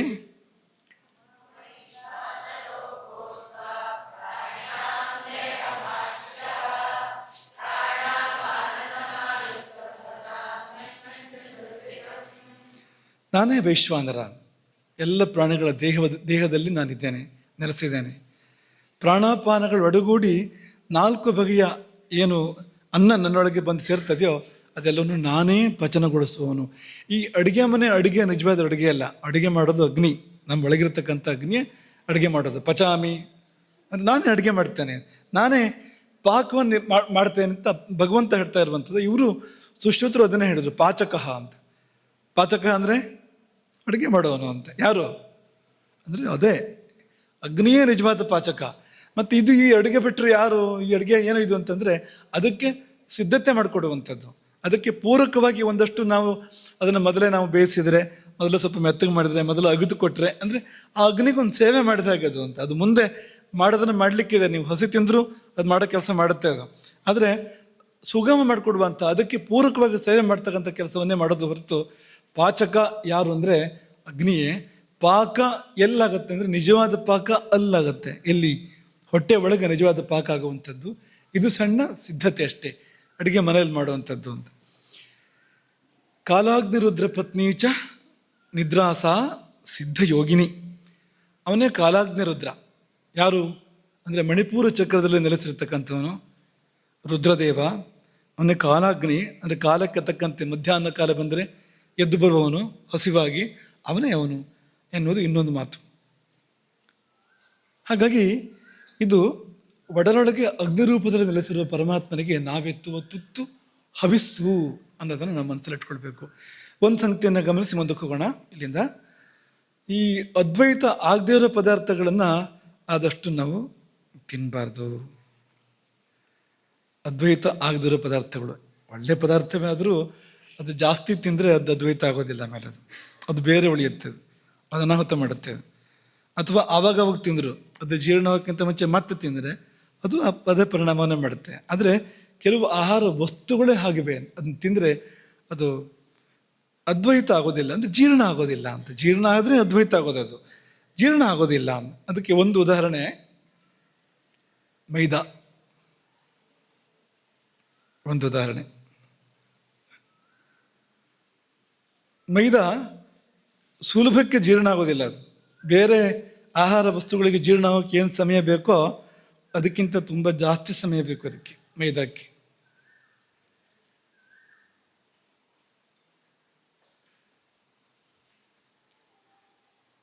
ಒಂದರಿಂದ 2 ದಿನ ಜಾಸ್ತಿ ಬೇಕು ಅಂತ ಹೇಳ್ತಾರೆ. ಈಗ ಬೇರೆ ಆಹಾರಕ್ಕೆ ಏನು ಸಮಯ ಬೇಕು ಅದಕ್ಕಿಂತ 1ರಿಂದ 2 ದಿನ ಜಾಸ್ತಿ ಬೇಕು ಅಂತ. ಗ್ಲುಟೋನ್ ಅಥವಾ ಅಂಟಿನಂಶ ಇರುತ್ತಲ್ಲ ಅದರಲ್ಲಿ, ಅದರಿಂದಾಗಿ ಹೋಗಿ ಕರುಳಿನ ಗೋಡೆಗಳಿಗೆ ಅಂಟಿಕೊಳ್ಳುತ್ತೆ ಅದೇ ಅಂತ. ಮೈದಾ ಒಳಗಡೆ ಹೋದರೆ ಕರುಳಿನ ಗೋಡೆಗಳಿಗೆ ಅದು ಅಂಟಿಕೊಳ್ಳುವ ಅಪಾಯ ಇದೆ, ಹೊರಗೆ ಹೋಗೋದೇ ಅದು ಅಂಟಿಕೊಂಡ್ರೆ ಇಂಥದ್ದಿದೆ ಅಂತ. ಹಾಗೆ ತುಂಬ ಅನೇಕ ಅನಾಹುತಗಳಿದೆ ಮೈದಾದಲ್ಲಿ. ಒಟ್ಟಿಗೆ ಅಂದರೆ ಆ ನಾರಿನಂಶ ಕಡಿಮೆ, ಅದರಲ್ಲಿ ನಾರಿನಂಶ ಇದ್ದಾಗ ಅದು ತುಂಬ ಅನುಕೂಲ ಆಗುತ್ತೆ, ಜೀರ್ಣ ಆಗೋದಕ್ಕೆ ಅನುಕೂಲ ಆಗುತ್ತೆ. ನಾರಿನಂಶ ಇಲ್ಲ, ಅಂಟಿನಂಶ ಇದೆ, ಗ್ಲುಟನ್ ಇದೆ, ಇದೆಲ್ಲ ಇರೋದ್ರಿಂದ ಮೈದಾ ಅಂದರೆ ಏನು, ಗೋಧಿಯೇ ಕೆಟ್ಟು ಹೋಗಿದೆ ಇವತ್ತು. ಗೋಧಿ ಅದಿಲ್ಲ ಇವತ್ತು. ಆ ಗೋಧಿಯನ್ನು ಕುಲಾಂತರ ಮಾಡಿ ಮಾಡಿ ಮಾಡಿ ಮಾಡಿ ಅದು ಮೂಲ ಸ್ವರೂಪವನ್ನು ಕಳ್ಕೊಂಡಿದೆ ಇವತ್ತು. ಕುಲಾಂತರ ಮಾಡುವಾಗ ಹೇಗೆ ಮಾಡಿದ್ದಾರೆ ಅಂದರೆ ಹೊಟ್ಟೆಗೆ ತೊಂದರೆ ಆಗಬೇಕು, ತಿಂದವರ ಹೊಟ್ಟೆಗೆ ತೊಂದರೆ ಆಗಬೇಕು, ಆ ರೀತಿ ಕುಲಾಂತರವನ್ನು ಮಾಡಿದ್ದಾರೆ ಅಲ್ಲಿ. ಅದ್ಯಾಕೆ ಮಾಡಿದ್ದಾರೆ ಅಂದರೆ ಈ ಕ್ರಿಮಿ ತಿನ್ನಬಾರ್ದು ಅಂತ. ಕೃಷಿಯಲ್ಲಿ ಕ್ರಿಮಿ ತಿನ್ನಬಾರ್ದು ಅನ್ನೋ ಕಾರಣಕ್ಕೆ ತಿಂದರೆ ತೊಂದರೆ ಆಗೋ ಥರದ ಬದಲಾವಣೆಗಳನ್ನು, ವಂಶವಾಹಿಗಳಲ್ಲಿ ಬದಲಾವಣೆ, ಜೆನೆಟಿಕ್ ಮಾಡಿಫಿಕೇಶನ್ ಮಾಡಿದ್ರ ಪರಿಣಾಮ ಈ ನಾವು ಕೂಡ ತಿಂತೇವಲ್ವ, ಕ್ರಿಮಿ ಮಾತ್ರ ಅಲ್ಲ ನಾವು ತಿನ್ಬೇಕಲ್ವಾ, ನಮ್ಮ ಹೊಟ್ಟೆಗೂ ಕೂಡ ಅದು ತೊಂದರೆ ಮಾಡೋ ಸ್ಥಿತಿಯಲ್ಲಿ ಇವತ್ತಿದೆ ಅಂತ ಹೇಳ್ತಾರೆ. ಇವತ್ತು ಗೋಧಿ ಅನ್ನೋದೇ ಲಭ್ಯ ಇಲ್ಲ ಅನ್ನೋ ಮಟ್ಟಿಗಿದೆ, ನಿಜವಾದ ಗೋಧಿ ಅನ್ನೋದೇ ಲಭ್ಯ ಇಲ್ಲ ಅನ್ನೋ ಮಟ್ಟಿಗಿದೆ. ನಾವೆಲ್ಲ ಜವೆ ಗೋಧಿಯನ್ನು ಬಳಸ್ತೇವೆ ಆ ಜಾಗದಲ್ಲಿ, ಗೋಧಿ ಜಾಗದಲ್ಲಿ, ಯಾಕೆಂದರೆ ಅದು ಈ ದೋಷಗಳಿಲ್ಲ ಅದಕ್ಕೆ, ಅದು ಹೆಚ್ಚು ಆ ರೀತಿ ಕುಲಾಂತರಗೊಂಡಿಲ್ಲ. ರಾಮದೇವರಿಗೆ ಮಾಡುವಂಥದ್ದೆಲ್ಲ ಜವೆ ಗೋಧಿಯಿಂದ ಮಾಡ್ತೇವೆ, ಯಾಕೆಂದರೆ ಈ ಗೋಧಿಯನ್ನು ಮುಟ್ಟ ಹಾಗೆ ಇಲ್ಲ ಅಂತ, ಅಷ್ಟು ಕೆಟ್ಟಿದೆ ಅಂತ. ಆ ಕೆಟ್ಟ ಗೋಧಿಯನ್ನು ಮತ್ತೆ ಕೆಡಿಸಿದಾಗ ಮೈದಾ ಆಗತ್ತೆ ಅದು ಅಂತ. ಆ ಗೋಧಿಗೆ ಮತ್ತಷ್ಟು ಪರಿವರ್ತನೆಗಳನ್ನು, ಸಂಸ್ಕಾರಗಳನ್ನು ಕೊಟ್ಟಾಗ ಅದು ಮೈದಾ ಆಗುತ್ತೆ, ಅದು ಅನಾಹುತಗಳನ್ನು ಮಾಡುತ್ತೆ. ಹಾಗಾಗಿ ಪೂರಿ, ಬನ್ಸ್, ಬಾಳೆಹಣ್ಣು ಮೈದಾ ಹಿಟ್ಟು ಬೆಳೆಸಿ ಮಾಡಿತ್ತು ಬನ್ಸ್ ಅಲ್ವಾ, ಗೋಲಿ ಬಜೆ ಮೈಸೂರು ಬೋಂಡ, ಗೋಲಿಬಜೆ ಅಥವಾ ಮಂಗಳೂರು ಬೋಂಡ, ಮೈಸೂರು ಬೋಂಡ. ಕೆಲವರು ಹೋಳಿಗೆಯ ಹೊರಪದರವನ್ನು ಮೈದಾ ಹಿಟ್ಟಿಂದ ತಯಾರಿಸ್ತಾರೆ, ಅದು ಇದೆ. ಕೇರಳದಲ್ಲಿ ಮಲಬಾರ್ ಪರೋಟ, ತಮಿಳುನಾಡಲ್ಲಿ ಬನ್ ಪರೋಟ, ಪಂಜಾಬಲ್ಲಿ ಭಟೂರ ಅಂತ ಹೇಳ್ತಾರೆ ಇದನ್ನು. ಸಿಕ್ಕಿಮಲ್ಲಿ ಮೋಮೋಸ್ ಅಂತ ಹೇಳ್ತಾರೆ. ಈಗ ಇತ್ತೀಚೆಗೆ ತುಂಬ ಜನಪ್ರಿಯ ಆಗ್ತಾ ಇದೆಯಂತೆ ಅದು ಮೋಮೋಸ್ ಅಂತ. ಬ್ರೆಡ್ಡು ಬನ್ನು ಇದೆಲ್ಲ ಅದೇ, ಬ್ರೆಡ್ಡು ಬನ್ನು ಅಂತ ಏನು ಸಿಗ್ತಾ ಇದೆ ಇದೆಲ್ಲ ಅದೇ. ಪಿಜ್ಜಾದ ಅಡಿಪದರ ಅದು ಅದೇ. ಆಮೇಲೆ ಚಿರೋಟಿ, ಬಾದಾಮ್ ಪುರಿ, ಜಲೇಬಿಗೂ ಅದನ್ನು ಬಳಸ್ತಾರೆ ಕೆಲವರಿಗೆ, ಕೆಲವು ಕಡೆಗೆ ಅಂದರೆ ಅನೇಕರು ಅದನ್ನು ಬಳಸ್ತಾರೆ. ಜಹಾಂಗೀರ್, ಬಾದುಷಾ ಅಥವಾ ಬಾದಶಾಹ ಸಾಟೆ ಅಂತ ಹೇಳ್ತಾರಲ್ಲ, ಅದು ಎಲ್ಲ ಇಂತಿಂಥ ವಸ್ತುಗಳೇ ಆಗಿದೆ ನೋಡಿ ಅದರಿಂದಾಗಿ. ಇದೆಲ್ಲ ಕೆಟ್ಟೋಗಿದೆ ಪೂರ್ತಿ. ಹಾಗೆ ಒಂದು ಬಗೆಯ ದಪ್ಪನೆಯ ಶಂಕರಪೊಳೆ ಅದು ಕೂಡ ಮೈದಾದಿಂದ ಮಾಡಲ್ಪಡುತ್ತೆ ಅಂತ ಹೇಳ್ತಾರೆ. ನೆನಪು ಮಾಡಿಕೊಂಡು ಕೆಲವಷ್ಟೇ. ನೀವು ಇದನ್ನೆಲ್ಲ ತಿನ್ನಬೇಕಾದ್ರೆ ಸ್ವಲ್ಪ ಹುಷಾರಾಗಿರಬೇಕು. ಅದು ಒಳಗೆ ಬರೋ ಸುಲಭ, ಹೊರಗೆ ಹೋಗೋಕೆ ಸುಲಭ ಇಲ್ಲ. ಹೋಗಲಿ, ಒಳಗಾದ್ರೂ ಕರಗಿ ಒಂದಾಗತ್ತ ನಮ್ಮಲ್ಲಿ ಅಂದರೆ ನಾನೇ ಬೇರೆ ಅಂತ ಕೂತಿರುತ್ತೆ ಒಳಗಡೆ. ಒಂದಾಗೋದು ಇಲ್ಲ ನಮ್ಮಲ್ಲಿ, ಹೊರಗೆ ಹೋಗೋದು ಇಲ್ಲ. ಒಳಗೊಂದು ಬಂದು ಕೂತ್ಕೊಂಡ್ಬಿಟ್ರೆ ಏನು ಮಾಡೋದು ಅಂತ ಆವಾಹನೆ ಆಗಿದೆ. ಭೂತ ಉಚ್ಚಾಟನೆ ಆಗೋದೇ ಇಲ್ಲ ಅಂತ ಅದು ಅಂತ. ಯಾವ ಮಂತ್ರಕರು ಬಂದರೆ ಉಚ್ಚಾಟನೆ ಮಾಡೋಕ್ಕೆ ಸಾಧ್ಯ ಇಲ್ಲ, ಇಂಥದ್ದದು ಅಂತ. ಹಾಗಾಗಿ ಇಂಥದ್ದನ್ನೆಲ್ಲ ತಿನ್ನಬಾರ್ದು. ಉತ್ತಮ ಪಕ್ಷ. ಅಧಮ ಪಕ್ಷ ಕಡಿಮೆ ತಿನ್ನಬೇಕು ಅಂತ. ಅದನ್ನು ತಿನ್ನೋ ಪ್ರಮೇಯ ಬಂದರೆ ಚೂರಪಾರ ತಿಂದು ಸುಧಾರಿಸ್ಕೊಳ್ಬೇಕು, ಜಾಸ್ತಿ ಅಂತೂ ತಿನ್ನಬಾರ್ದು ಅಂತ. ಇನ್ನು ಅನ್ನಂ ಮೃತ್ಯುಂ ತಮು ಜೀವಾತು ಮಾಹು ಅಂತ ಒಂದು ಮಾತಿದೆ. ಅನ್ನವೇ ಮೃತ್ಯು, ಅನ್ನವೇ ಜೀವನ ಔಷಧ. ಜೀವಾತು ಅಂದ್ರೇನು? ಜೀವನ ಕಾರಣ, ಜೀವನ ಔಷಧ ಎರಡೂ ಹೋದು ಅಂತ. ಜೀವನ ಕಾರಣ, ಜೀವನ ಔಷಧ ಗೊತ್ತು ನಮಗೆ. ಮೃತ್ಯು ಹೇಗೆ ಅಂದರೆ ಅದು ಈ ಮೊದಲು ಚಿಂತನೆ ಮಾಡಿದ್ದೇವೆ. ಸರಿಯಿಲ್ಲದ ಆಹಾರ ಸೇವನೆ ಮಾಡಿದರೆ ಮೃತ್ಯುವಾಗಿ ಪರಿಣಮಿಸುತ್ತೆ ನಮಗೆ ಅಂತ ಚಿಂತನೆ ಮಾಡಿದ್ದೇವೆ. ಇನ್ನೊಂದು ಬಗೆಯಲ್ಲೂ ಮೃತ್ಯು. ಅದು ಯಾವ ಬಗೆಯಲ್ಲಿ ಅಂತಂದರೆ ದಾನೆ ದಾನೆ ಮೇಲೆ ಕಾಹೆ ಖಾನೆ ವಾಲೆಕ ನಾಮ್ ಅಲ್ವಾ. ಒಬ್ಬನಿಗೆ ಇಷ್ಟು ಅಂತ ತೀರ್ಮಾನ ಆಗಿಬಿಟ್ಟಿದೆ ಮೊದಲೇ. ಆಹಾರ ಎಷ್ಟು ಅಗಳು ಅಂತ ತೀರ್ಮಾನ ಆಗಿಬಿಟ್ಟಿದೆ ಮೊದಲೇ. ಹಾಗಾಗಿ ನೀವು ಒಂದು ಅಗಳು ತಿಂದ್ರಿ ಅಂದರೆ ಹತ್ತಿರ ಹೋದ್ರಿ ಮೃತ್ಯುವಿಗೆ ಒಂಚೂರು ಅಂತ ಅರ್ಥ ಅದಕ್ಕೆ ಅಂತ. ನೀವು ಎಷ್ಟು ಊಟ ಮಾಡ್ತಾ ಹೋಗ್ತಿರೋ ಅಷ್ಟು ಮೃತ್ಯುವಿಗೆ ಹತ್ತಿರ ಆಗ್ತಾ ಹೋಗ್ತೀರಿ. ನಿಮ್ಮ ಪಾಲಿನ ಅನ್ನ ಖಾಲಿ ಆಗ್ತಾ ಬರ್ತಾ ಇದೆ ಅಂತ. ಆಯುಸ್ಸು ಅಂದ್ರೆ ಏನು? ಅನ್ನವೇ ಆಯುಸ್ಸು. ನಮಗೆ ಅಂತ ದೇವರು ಇಟ್ಟದ್ದು ಎಷ್ಟಿದೆಯೋ ಅದೇ ನಮ್ಮ ಆಯುಸ್ಸು. ಒಂದು ಜಾಸ್ತಿ ತಿಂತಾ ಬಂದರೆ ಬೇಗ ಸಾಯ್ಬೋದು. ಹಿತಮಿತ ತಿಂತಾ ಬಂದರೆ ದೀರ್ಘಕಾಲ ಬಾಳ್ಬೋದು, ಹೆಚ್ಚು ಕಾಲ ಬಾಳ್ಬೋದು. ಹಾಗಾಗಿ ಆಯುಸ್ಸು ಅಂದರೆ ಅದು ಕೇವಲ ಕಾಲ ಮಾತ್ರ ಅಲ್ಲ. ಆಯುಸ್ಸು ಅಂದರೆ ಶ್ವಾಸವೂ ಹೌದು. ಒಬ್ಬನಿಗೆ ಇಂತಿಷ್ಟು ಶ್ವಾಸಗಳು ಅಂತ. ಹಾಗಾಗಿ ಸಮಾಧಾನವಾಗಿ ಉಸಿರಾಡಿದರೆ, ದೀರ್ಘ ಉಸಿರಾಟ ಮಾಡಿದರೆ ದೀರ್ಘಕಾಲ ಬದುಕ್ಬೋದು. ಹಾಗೆ ಆಹಾರವೂ ಕೂಡ ಹೌದು. ಇಷ್ಟು ಇವನಿಗೆ ಅಂತ ತೀರ್ಮಾನ ಆಗಿದೆಯಲ್ಲ, ಅದನ್ನು ಬೇಗ ತಿಂದು ಮುಗಿಸ್ಬಾರ್ದು. ಅದನ್ನು ಮಿತಿಯಲ್ಲಿ ತಿನ್ನಬೇಕು. ರುಚಿಗೋಸ್ಕರ ತಿಂತ ಹೋಗಬಾರ್ದು. ಹೊಟ್ಟೆಗೆ ಎಷ್ಟು ಬೇಕೋ ನೋಡ್ಕೊಂಡು ತಿನ್ನಬೇಕು ಹೊರತು ರುಚಿ ಇದೆ ತಿನ್ನು ಮತ್ತೊಂದು ಆ ಥರ ಹೋಗಬಾರ್ದು. ಹಾಗಾಗಿ ದಾನೆ ಮೇಲೆ ಕಾಹೆ ಖಾನೆ ಮಾಲಕ ನಾಮ್ ಅಂದರೆ ಏನು ಅಂದರೆ, ಅದರ ಅರ್ಥ ಏನು ಅಂದರೆ ಒಂದೊಂದು ಅಗಳು ನಮ್ಮನ್ನು ಮೃತ್ಯುವಿಗೆ ಹತ್ತಿರ ಮಾಡ್ತಾ ಇದೆ ಅಂತ. ಹಾಗಾಗಿ ಹಿತವಾದುದನ್ನು ತಿನ್ನು, ಮಿತವಾಗಿ ತಿನ್ನು ಎಂಬುದಾಗಿ ಹೇಳುವಂಥದ್ದು ಅಂತ. ಬೆಳೆಸಿ ಮುನ್ನಡೆಸಿ ಮತ್ತು ಸಾವಿನತ್ತವೇ ನಮ್ಮನ್ನು ನಡೆಸುತ್ತೆ ಅನ್ನ ಎಂಬುದಾಗಿ ಬಲ್ಲವರು ಹೇಳುವಂಥದ್ದು. ಆಹಾರ ಹೆಚ್ಚಾದರೆ, ಕಡಿಮೆ ಆದರೂ ತೊಂದರೆ ಇದೆ. ಆಹಾರ ಕಡಿಮೆ ಆದರೆ, ಹೆಚ್ಚಾದರೆ ತುಂಬ ತೊಂದರೆ ಇದೆ. ಭಾಳಷ್ಟು ತೊಂದರೆಗಳಿದ್ದಾವೆ. ಇಷ್ಟಿಟ್ಕೊಳ್ಳೋಣ. ಇನ್ನು ಮುಂದಿನ ವಿಷಯಕ್ಕೆ ಹೋಗೋಣ. ನಿನ್ನೆ ನಾವು ನಿಮ್ಮನ್ನು ಕೇಳಿದ್ವು ಊಟ ಅಂದರೆ ಏನು ಅಂತ. ನೀವು ಹೇಳಿದ್ರಿ ಯಜ್ಞ ಅಂತ. ನಾವು ಹೇಳ್ತೀವಿ ಯಜ್ಞ ಅಂತ. ಊಟ ಅಂದರೆ, ಭೋಜನ ಅಂದರೆ ಯಜ್ಞ ಅಂತ. ಈಗ ನೀವು ನಾವು ಮಾತ್ರ ಅಲ್ಲ, ವೇದವು ಕೂಡ ಈ ಭೋಜನವನ್ನು ಯಜ್ಞ ಅಂತ ಹೇಳಿದೆ. ಉಪನಿಷತ್ತು ಹೇಳಿದೆ ಭೋಜನವನ್ನು ಯಜ್ಞ ಅಂತ. ಉಪನಿಷತ್ತು ಕೂಡ ಹೇಳಿದೆ. ಅದಕ್ಕೆ ಅಂತ ಒಂದು ಉಪನಿಷತ್ತಿದೆ. 108 ಉಪನಿಷತ್ತುಗಳ ಪೈಕಿಯಲ್ಲಿ ಒಂದು ಉಪನಿಷತ್ತು ಇದಕ್ಕೋಸ್ಕರವೇ ಇದೆ. ಇನ್ನು ಬೋಧಾಯಂದರು ತಮ್ಮ ಧರ್ಮಸೂತ್ರಗಳಲ್ಲಿ ಹೇಳ್ತಾರೆ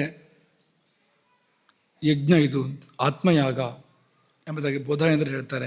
ಶಂಕರಾಚಾರ್ಯರು ತಮ್ಮ ಪ್ರಪಂಚಸಾರ ತಂತ್ರ ಎಂಬ ಗ್ರಂಥದಲ್ಲಿ, ತಂತ್ರ ಗ್ರಂಥ ಅದು, ಅಲ್ಲಿ ಅವ್ರಿಗೆ ಪ್ರಾಣಾಗ್ನಿಹೋತ್ರದ ಬಗ್ಗೆ, ಯಜ್ಞದ ಬಗ್ಗೆ, ಊಟ ಹೇಗೆ ಯಜ್ಞ ಆಗುತ್ತೆ ಅನ್ನೋ ಬಗ್ಗೆ ಅವರು ವಿವರಿಸಿದ್ದಾರೆ. ಇನ್ನು ಚರಕರು ಚರಕ ಸಮಿತಿಯಲ್ಲಿ ಹೇಳಿದ್ದಾರೆ, ಭಾವಮಿಶ್ರರು ಭಾವಪ್ರಕಾಶದಲ್ಲಿ ಹೇಳಿದ್ದಾರೆ. ಇವರೆಲ್ಲರೂ ಕೂಡ ಭೋಜನವನ್ನು ಯಜ್ಞ ಅಂತಲೇ ಹೇಳಿದ್ದಾರೆ. ನಿಮಗೆ ನಾವು ಕೆಲವು ಉದಾಹರಣೆ ಕೊಟ್ಟಿದ್ದು, ಇಡೀ ಭಾರತೀಯ ಸಂಸ್ಕೃತಿ ಭೋಜನವನ್ನು ಯಜ್ಞ ಅಂತ ಹೇಳಿದೆ. ಪ್ರಾಚೀನ ಭಾರತೀಯ ಸಂಸ್ಕೃತಿ ಇಡೀ ಯಾರೋ ಒಬ್ಬರೇ ಹೇಳಿದರೆ ಏನೋ ಅವ್ರ ಭಾವನೆ ಅಂತ ಅನ್ಬೋದು. ಆಗಲ್ಲ.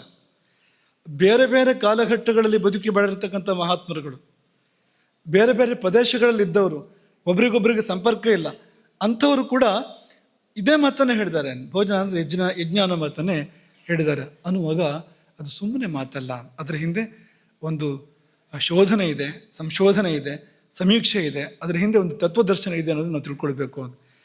ಹೇಗಪ್ಪ ಯಜ್ಞ ಆಗುತ್ತೆ?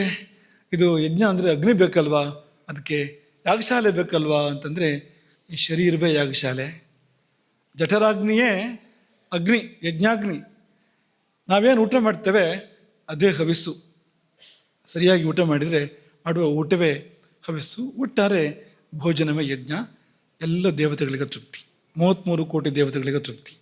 ಇದೇ ಶಬ್ದಗಳಿದೆ, 33 ಕೋಟಿ ದೇವತೆಗಳಿಗೆ ತೃಪ್ತಿ ಆಗುತ್ತೆ ಅನ್ನೋ ಶಬ್ದವೇ ಇದೆ ಗ್ರಂಥಗಳಲ್ಲಿ. ಹಾಗಾಗಿ ಅದು ಯಜ್ಞ ಅನ್ನೋದಕ್ಕೆ ಕೂಡ ವಿವರಣೆ ಏನು? ದೇವತೋದ್ದೇಶಕ್ಕೆ ದ್ರವ್ಯ ತ್ಯಾಗ ಅಲ್ವಾ? ನೀವು ಕೇಳಿದಿರಿ ಈ ಮಾತನ್ನು ಮೊದಲೇ. ಯಾಗ ಅಂದರೆ ಏನು? ಒಂದು ಅಕ್ಷರ ಹಿಂದ್ಗಡೆ ಸೇರಿಸಿ ಅಂತ. ಯಾಗ ಅಂದರೆ ಒಂದು ಅಕ್ಷರ ತಕಾರ ಹಿಂದ್ಗಡೆ ಸೇರಿಸಿ, ತ್ಯಾಗ ಅಂತ. ಯಾಗ ಅಂದರೆ ತ್ಯಾಗ ಅಂತ, ಸಮರ್ಪಣೆ ಅಂತ. ಒಂದು ದೇವತೆಯನ್ನು ಲಕ್ಷ್ಯವಾಗಿಟ್ಟುಕೊಂಡು ನಾವು ಏನನ್ನು ಹವಿಸ್ಸನ್ನು ತ್ಯಾಗ ಮಾಡ್ತೇವೆ, ದ್ರವ್ಯವನ್ನು ತ್ಯಾಗ ಮಾಡ್ತೇವೆ, ಅದೇ ಯಜ್ಞ. ಇಲ್ಲೂ ಕೂಡ ಅದೇ ಅಂತ. ಪರಮಾತ್ಮನನ್ನು ಮತ್ತು 33 ಕೋಟಿ ದೇವತೆಗಳನ್ನು, ಪಿತೃಗಳನ್ನು ಲಕ್ಷ್ಯವಾಗಿಟ್ಟುಕೊಂಡು ನಾವು ದ್ರವ್ಯತ್ಯಾಗ ಮಾಡಬೇಕು. ಈ ಊಟ ಅಂದರೆ ಊಟವೂ ಕೂಡ ತ್ಯಾಗವೇ ಆಗಿ ಪರಿಣಮಿಸಬಹುದು. ನಮಗೆ ಅನ್ನೋ ಭಾವ ಇಲ್ಲದೆ, ಇದನ್ನು ನಮಮ ಎನ್ನುವ ಹಾಗೆ ಪರಮಾತ್ಮನಿಗೆ, ದೇವತೆಗಳಿಗೆ ಅನ್ನೋ ಭಾವದಲ್ಲಿ ನಾವು ಅದನ್ನು ಸ್ವೀಕಾರ ಮಾಡಿದಾಗ ಅದು ದೇವತೋದ್ದೇಶಕ್ಕೆ ದ್ರವ್ಯ ತ್ಯಾಗ ಆಗತ್ತೆ, ಅದು ಯಾಗವೇ ಆಗತ್ತೆ. ಅದು ನಾವು ತ್ಯಾಗ ಮಾಡಿದ್ವಿ ಅನ್ನೋ ಮಾತ್ರ ನಮಗಿಲ್ದೇ ಹೋಗೋದಿಲ್ಲ. ಅದು ದೇವರಿಗೆ ಅಂತ ಊಟ ಮಾಡಿದರೆ ನಮ್ಮ ಮೈಯೊಳಗೆ ಹೋಗಿ ನಮಗೆ ಬೇಕಾದ ಪುಷ್ಟಿ ಕೊಡದೇ ಇರೋದಿಲ್ಲ. ಅದು ಹೆಚ್ಚಾಗಿ ಕೊಡುತ್ತೆ, ವಿಶೇಷವಾಗಿ ಕೊಡುತ್ತೆ, ಪಾವಿತ್ರವನ್ನು ಕೂಡ ಕೊಡುತ್ತೆ. ಹಾಗಾಗಿ ಈ ನೈವೇದ್ಯ ಮಾಡಿದ್ದನ್ನೆಲ್ಲ ದೇವರು ತಿನ್ನೋದಾದರೆ ಭಾಳ ಜನ ನೈವೇದ್ಯವನ್ನೇ ಮಾಡ್ತಿರ್ಲಿಲ್ಲ ಅಲ್ವಾ? ಅಷ್ಟಕ್ಕಷ್ಟು ಸಿಗುತ್ತೆ ನಮಗೆ, ಪ್ರಸಾದವಾಗಿ ಸಿಗಬೇಕಾದ್ರೆ. ಮೊದಲು ಬರೀ ಒಂದು ಊಟ ಅಂದರೆ ಒಂದು ಆಹಾರ ಪದಾರ್ಥವಾಗಿತ್ತು, ಈಗ ಪ್ರಸಾದವಾಗಿ ಸಿಗುತ್ತೆ ನಮಗೆ. ಪ್ರಸನ್ನತೆ, ಪ್ರಸಾದ ಭಗವಂತನದ್ದು ಸೇರ್ಕೊಂಡು ಬಂದಿದೆ ನೋಡಿ. ಹಾಗಾಗತ್ತೆ ಇದು ಎಂಬುದು. ಈಗ ಒಂದೊಂದನ್ನೇ ಒಂದು ಚೂರು ನೋಡ್ಕೊಂಡು ಹೋಗೋಣ. ಈ ಗ್ರಂಥಗಳು ತುಂಬ ವಿಸ್ತಾರವಾಗಿದೆ. ಸ್ವಲ್ಪ ಮುಟ್ಟಿ ಹೋಗೋಣ ಈ 5-6 ಗ್ರಂಥಗಳನ್ನು. ಅಲ್ಲೂ ಹೇಳಿದೆ ಈ ಮಾತುಗಳು ಅನ್ನೋದಕ್ಕೆ ಒಂದ್ಸತಿ ಗಮನಿಸಿ ಮುಂದಕ್ಕೆ ಹೋಗೋದು. ಒಂದು ಮುಂದಕ್ಕೆ ಪ್ರಾಣಾಗ್ನಿಹೋತ್ರ ಅಂತ ಒಂದು ವಿಷಯ ಇದೆ, ಆ ಸಮಯದಲ್ಲಿ ವಿಸ್ತಾರವಾಗಿ ನೋಡೋಣ ಅದನ್ನು. ಮೊದಲನೇದಾಗಿ ಭಾವಪ್ರಕಾಶ, ಆಯುರ್ವೇದದ ಗ್ರಂಥ ಅದು. ಭಾವಮಿಶ್ರ ಅನ್ನುವ ಮಹಾನುಭಾವ ರಚನೆ ಮಾಡಿರುವಂಥದ್ದು. ಲಘುತ್ರಯಿ ಅಂತ ಹೇಳ್ತಾರೆ ಆಯುರ್ವೇದದಲ್ಲಿ. ಬೃಹತ್ರಯಿ, ಲಘುತ್ರಯಿ. ಅಲ್ಲಿ ಆ ಲಘುತ್ರಯಿಯಲ್ಲಿ ಒಂದು ಬರುವಂಥದ್ದು. ಅಲ್ಲಿ ಅವ್ರೇನು ಹೇಳ್ತಾರೆ ಅಂದರೆ, ಸಾಯಂ ಪ್ರಾತರ ಮನುಷ್ಯಾಣ ಅಶನಂ ಶ್ರುತಿ ಬೋಧಿತಂ ನಾಂತರ ಭೋಜನಂ ಕುರ್ಯಾತ್ ಅಗ್ನಿಹೋತ್ರ ಸಮೋ ವಿಧಿ. ಇದು ಊಟ ಯಾವಾಗ ಮಾಡಬೇಕು ಮಾಡಬಾರ್ದು ಅಂತ ಅನ್ನೋಕ್ಕಿರುವಂಥದ್ದು. ಇದು ಸಾಯಂ ಪ್ರಾತಃ, ಮಧ್ಯಾಹ್ನಕ್ಕಿಂತ ಮೊದಲು. ಪ್ರಾತಃ ಅಂದರೆ ಮಧ್ಯಾಹ್ನಕ್ಕಿಂತ ಮೊದಲು ಅಂತ, ಯಾಕಂದ್ರೆ ಅಲ್ಲೇ ವಿವರಣೆ ಕೊಡ್ತಾರೆ ಅವರು. ಪ್ರಥಮಯಾಮಾದುಪರಿ ದ್ವಿತೀಯಯಾಮಾತ್ ಅರ್ವಾಕ್ ಅಂತ ಅಲ್ಲೇ ವಿವರಣೆ ಕೊಟ್ಟಿದ್ದಾರೆ ಅವರು. ಪ್ರಾತಃ ಅಂದರೆ ಬೆಳಗ್ಗೆ ಮುಂಚೆ ಅಂತ ಅನ್ಕೋಬೇಡಿ, ಹಾಗಲ್ಲ. ಪ್ರಾತಃ ಕಾಲದಲ್ಲಿ ದೇವತೆಗಳಿಗೆ, ಮಧ್ಯಾಹ್ನ ಕಾಲದಲ್ಲಿ ಮನುಷ್ಯರಿಗೆ, ಅಪರಾಹ್ನ ಕಾಲದಲ್ಲಿ ಪಿತೃಗಳಿಗೆ ಊಟ ಅಂತ. ಭೋಜನ ಪ್ರಾತಃ ಕಾಲದಲ್ಲಿ, ಪೂರ್ವಾಹ್ನದಲ್ಲಿ ದೇವತೆಗಳಿಗೆ, ಮಧ್ಯಾಹ್ನದಲ್ಲಿ ಮನುಷ್ಯರಿಗೆ, ಅಪರಾಹ್ನದಲ್ಲಿ ಪಿತೃಗಳಿಗೆ. ಮನುಷ್ಯರ ಸಮಯ ಯಾವುದು? ಆ ಮಧ್ಯಾಹ್ನಕ್ಕಿಂತ ಪೂರ್ವದ ಕಾಲ. ಮಧ್ಯಾಹ್ನ ಮೀರಬಾರದು. ಅಂದರೆ ಸೂರ್ಯೋದಯದಿಂದ ಸೂರ್ಯಾಸ್ತವನ್ನು ಸರಿ 2 ಭಾಗ ಮಾಡಿದರೆ ಆ ಮಧ್ಯಭಾಗವನ್ನು ಮೀರಿ ಹೋಗಬಾರ್ದು. ಅದಕ್ಕಿಂತ ಹಿಂದಕ್ಕೆ ಬರಬೇಕು. ಯಾಮ ಯುಗ್ಮಂ ನಲಂಘಜೆ, 2 ಯಾಮ ಕಳಿಬಾರ್ದು ಅಂತ ಲೆಕ್ಕ ಅದು. ಅದನ್ನು ಅವರು ಆ ಭಾಷೆಯಲ್ಲಿ ಹೇಳ್ತಾ ಇರುವಂಥದ್ದು. ಸಾಯಂ ಪ್ರಾತಃ ಮನುಷ್ಯಾಣ ಅಶನಂ ಶ್ರುತಿ ಬೋಧಿತಂ. ಇದು ಯಾರು? ಭಾವಮಿಶ್ರ ಹೇಳಿದ್ದಲ್ಲ ಇದು. ಮತ್ತೆ ಯಾರು ಹೇಳಿದ್ದು? ಶ್ರುತಿ ಬೋಧಿತಂ, ವೇದ ಹೇಳ್ತಾ ಇರುವಂಥದ್ದು, ವೇದವಾಣಿ ಇದು. ಏನಪ್ಪ ಅಂದರೆ ಹಗಲೊಮ್ಮೆ, ರಾತ್ರಿ ಒಮ್ಮೆ, ಸಾಯಂಕಾಲ ಒಮ್ಮೆ ಊಟ ಮಾಡು. ನಾಂತರ ಭೋಜನಂ ಕುರ್ಯಾತ್, ಇದನ್ನು ಬಿಟ್ಟು ಮಧ್ಯೆಯಲ್ಲೂ ಊಟ ಮಾಡಬಾರ್ದು. ಈ 2 ಹೊತ್ತು ಸಮಯಗಳನ್ನು ಬಿಟ್ಟು ಮಧ್ಯೆಯಲ್ಲೂ ಕೂಡ ಊಟ ಮಾಡಬಾರ್ದು. ನಾಂತರ ಭೋಜನಂ ಕುರ್ಯಾತ್. ನಮಗೆ ಬೇಕಾಗಿರೋ ಭಾಗ ಮುಂದಕ್ಕಿದೆ. ಅಗ್ನಿಹೋತ್ರ ಸಮೋ ವಿಧಿ. ಈ ವಿಧಿ ಇದೆಯಲ್ಲ, ಇದು ಅಗ್ನಿಹೋತ್ರಕ್ಕೆ ಸಮಾನವಾಗಿರುವಂಥದ್ದು. ಈ ಊಟವೆನ್ನುವುದು ಅಗ್ನಿಹೋತ್ರ ಅಂತ. ಅಗ್ನಿಹೋತ್ರಕ್ಕೂ ಇದೇ ರೀತಿ ವಿಧಿ ಇದೆ. ಸಾಯಂ ಪ್ರಾತಃ ಅಲ್ಲೂ ಕೂಡ ಹಾಗೆ ಇರುವಂಥದ್ದು. ಸೂರ್ಯೋದಯಕ್ಕೆ ಮತ್ತು ಸೂರ್ಯಾಸ್ತಕ್ಕೆ ಅಂತ ಇರುವಂಥದ್ದು. ಅದೇ ಬಗೆಯಲ್ಲಿ ಈ ಊಟವೂ ಕೂಡ ಆ ಹೊತ್ತಲ್ಲ, ಅದೇ ಹೊತ್ತು ಅಂತ ಅನ್ಕೋಬೇಡಿ. ಅಲ್ಲಿ ಸೂರ್ಯೋದಯಕ್ಕೆ ಮಾಡ್ತಾರೆ, ಇಲ್ಲಿ ಸೂರ್ಯೋದಯಕ್ಕೆ ಮಾಡಬಾರ್ದು, ಖಂಡಿತ ಮಾಡಬಾರ್ದು, ಯಾವುದೇ ಕಾರಣಕ್ಕೂ ಮಾಡಬಾರ್ದು. ಸಂಧ್ಯಾಕಾಲ ಅದು ಅತ್ಯಂತ ನಿಷಿದ್ಧವಾಗಿರುವಂಥ ಕಾಲ. ಆದರೆ 2 ಸಾರಿ ಮಾಡಬೇಕು ಅನ್ನೋದು, ಈಗ ಅಗ್ನಿಹೋತ್ರ ಅನ್ನುವಾಗ ಇವತ್ತೇನೋ ವಿಶೇಷ ಮನ್ಸು ಬಂತಂದು ಮಧ್ಯಾಹ್ನ ಒಂದು ಸರಿ ಮಾಡಿಬಿಡೋದು, ಮಧ್ಯದ ಮೇಲೆ ಮತ್ತೊಂದು ಸತಿ ಇದೆಲ್ಲ ಮಾಡೋ ಹಾಗಿಲ್ಲ. ಅದು ಬೆಳಗ್ಗೆ ಒಮ್ಮೆ ಸಾಯಂಕಾಲ ಒಮ್ಮೆ ಅಂದರೆ ಅಷ್ಟೇ ಅದು ಅಂತ ಆಗಲೇ ಮಾಡೋಕ್ಕಿರುವಂಥದ್ದು ಹೊರತು ಮಧ್ಯೆ ಮಧ್ಯೆ ನೆನಪಾದಾಗಲೇ ಅಗ್ನಿಹೋತ್ರ ಮಾಡೋಕ್ಕೆ ಸಾಧ್ಯವಾ? ಸಾಧ್ಯ ಇಲ್ಲ ಅಲ್ವಾ? ಅಗ್ನಿಹೋತ್ರ ಆಗೋದಿಲ್ಲ ಅಲ್ವಾ? ಅದು ಹಾಗೆ ಊಟವೂ ಕೂಡ ಅಂತ. ಅದು ಅಗ್ನಿಹೋತ್ರ ಅದು. ಹಾಗಾಗಿ ಅದನ್ನು 2 ಬಾರಿ ಮಾಡಬೇಕು. 2 ಸಮಯ ಏನು ಹೇಳಿದೆಯೋ ಆ ಸಮಯದಲ್ಲಿ ಮಾಡಬೇಕು ಅನ್ನುವಾಗ ವೇದ ಭೋಜನವನ್ನು ಅಗ್ನಿಹೋತ್ರ ಎಂಬುದಾಗಿ ಹೇಳ್ತು. ಅಗ್ನಿಹೋತ್ರಕ್ಕೆ ಸಮವಾದ ವಿಧಿ ಎಂಬುದಾಗಿ ಹೇಳ್ತು ಎಂಬುದನ್ನು ನಾವು 2 ಕಡೆಯಿಂದ ಭಾವಮಿಶ್ರರ ಮೂಲಕವಾಗಿ, ಭಾವಪ್ರಕಾಶ ಗ್ರಂಥದ ಮೂಲಕವಾಗಿ, ವೇದದ ಮೂಲಕವಾಗಿ ನಾವು ತಿಳ್ಕೊಳ್ಳೋಕ್ಕಿರೋಂಥದ್ದು. ಇನ್ನು ಚರಕ ಸಂಹಿತೆ. ಚರಕ ಸಂಹಿತೆ ಏನು ಹೇಳುತ್ತೆ ಅಂದರೆ, ಸರಿಯಾಗಿ ಉಣ್ಣುವವನು ಆಹಿತಾಗ್ನಿ, ಅಗ್ನಿಹೋತ್ರಿ ಅಂತ ಹೇಳ್ತಾ ಇದೆ ಚರಕ ಸಂಹಿತೆ. ನೋಡಿ, ಅಗ್ನಿಹೋತ್ರ ನಡೆಸುವಂಥದ್ದು ತುಂಬ ಕಷ್ಟ. ಈ ನಮ್ಮ ಕಾಲದಲ್ಲಿ, ನಮ್ಮ ತಲೆಮಾರಲ್ಲಿ ಯಾರಾದರೂ ನಮ್ಮ ಈ ಬಳಗದಲ್ಲಿ ಅಗ್ನಿಹೋತ್ರಗಳಾಗ್ತಾರೆ ಅಂತ ತುಂಬ ಪ್ರಯತ್ನ ಮಾಡಿದ್ದೇವೆ. ಕೊನೆಗೆ ಇತ್ತೀಚೆಗೆ ನಮಗೆ ಮಂಜುನಾಥ್ ಭಟ್ರು ಸಿಕ್ಕಿದ್ರು. ಇಲ್ಲಿ ಅಗ್ನಿಹೋತ್ರ ನಾವು ಪ್ರಾರಂಭ ಮಾಡೋಕ್ಕೆ ಸಾಧ್ಯ ಆಯಿತು. ಅಂದರೆ ಎಷ್ಟು ನಾವು ಅನೇಕರಿಗೆ ಹೇಳಿದ್ದೇವೆ, ಅನೇಕರಿಗೆ ಚರ್ಚೆ ಮಾಡಿದ್ದೇವೆ, ಆದರೆ ಅದು ಸಾಧ್ಯ ಆಗಲಿಲ್ಲ ಅಂತ. ಇಷ್ಟು ಸಮಯ ಕಳೆದು ಹತ್ತತ್ರ 1 ತಲೆಮಾರು ಅಂತ ಅನ್ಬೋದು, ಅಷ್ಟು ಕಳೆದು ನಮಗೊಬ್ಬರು ಅಗ್ನಿಹೋತ್ರ ಮಾಡುವಂಥವ್ರು ಸಿಕ್ಕಿದ್ರು. ತುಂಬ ಫಲ ಇದೆ ಅಗ್ನಿಹೋತ್ರಕ್ಕೆ. ಆ ಸಂದರ್ಭ ನಿಮಗೆ ನೆನಪಿದೆಯಲ್ವಾ? ಜಟಾಯು ಮರಣಾಸನ್ನನಾದಾಗ ರಾಮ ಮಾಡುವ ಆಶೀರ್ವಾದ, ಅಗ್ನಿಹೋತ್ರಗಳಿಗೆ ಸಿಗುವ ಲೋಕ ನಿನಗೆ ಸಿಗಲಿ ಅಂತ. ಅಷ್ಟು ದೊಡ್ಡದು ಅಗ್ನಿಹೋತ್ರ ಅಂದರೆ. ಆದರೆ ಅಗ್ನಿಹೋತ್ರ ಮಾಡೋಕ್ಕೆ ಸಾಧ್ಯ ಆಗದಿದ್ದರೂ ಸದೃಶವಾದ ಫಲ ಪಡೆಯೋಕ್ಕೆ ಸಾಧ್ಯ ಇದೆ. ಹೇಗೆ ಅಂದರೆ ಸರಿಯಾಗಿ ಊಟ ಮಾಡಿದರೆ ಅಂತ. ಅಂದರೆ ಅದರ ಮಹತ್ವವನ್ನು ನೀವು ಗಮನಿಸಬೇಕು. ಇದು ಯಾರೋ ನಾವು ಹೀಗೆ ಅತಿಶಯೋಕ್ತಿ ಹೇಳ್ತಾ ಇರೋದಿಲ್ಲ, ನಿಮಗೆ ಆಚಾರ್ಯರುಗಳ ವಚನವನ್ನು ನಿಮ್ಗೆ ಉಲ್ಲೇಖ ಮಾಡಿ ಕೊಡ್ತಾ ಇರುವಂಥದ್ದು. ಚರಕರ ಮಾತು, ಹಿತಾಭಿರ್ಜುಹುಯಾತ್ ನಿತ್ಯಂ ಅಂತರಗ್ನಿಂ ಸಮಾಹಿತ. ಸಮಾಹಿತ ಅಂದರೆ ಸಮಾಧಾನ ಚಿತ್ತನಾಗಿ. ಹೇಗೆ ಯಜ್ಞಕ್ಕೆ ಸಮಾಧಾನ ಬೇಕೋ, ಏಕಾಗ್ರತೆ ಬೇಕೋ, ಗಬ ತಿನ್ನೋದಲ್ಲ ಊಟ ಮಾಡೋದು ಅಂತಂದರೆ ಅಲ್ವಾ? ಈ ಬಕ ಊಟ ಮಾಡೋದು ಅಂತ ಹೇಳ್ತಾರೆ, ಕೇಳಿದಾರೆ ನೀವು? ಬಕ ತಿಂದ ಅಂತ ಹೇಳ್ತಾರೆ. ಏನು, ಯಾಕೆ ಹಾಗೆ ಹೇಳ್ತಾರೆ? ಬಕ ಅಂತ ಒಬ್ಬ ಇದ್ದ ಹಿಂದೆ ದ್ವಾಪರ ಯುಗದಲ್ಲಿ ಅಲ್ವಾ, ಬಂಡಿ ಊಟ ಮಾಡೋನು. ಅವನು ಬಕ ತಿಂತಾ ಇದ್ದ, ಅವನ ಥರ ತಿನ್ಬೇಡ ಅಂತ ಅವ್ರು ಹೇಳ್ತಾ ಇರೋದು, ಬಕ ತಿನ್ಬೇಡ ಅಂತ. ಆ ತರಹ ಅಲ್ಲ, ಸಮಾಹಿತ ಅಂದರೆ ಸಮಾಧಾನ ಚಿತ್ತನಾಗಿ, ಅನ್ನದ ಮೇಲೆ ಏಕಾಗ್ರನಾಗಿ, ತನ್ಮನ ಭುಂಜಿತ, ಅನ್ನದ ಮೇಲೆ ಏಕಾಗ್ರನಾಗಿ,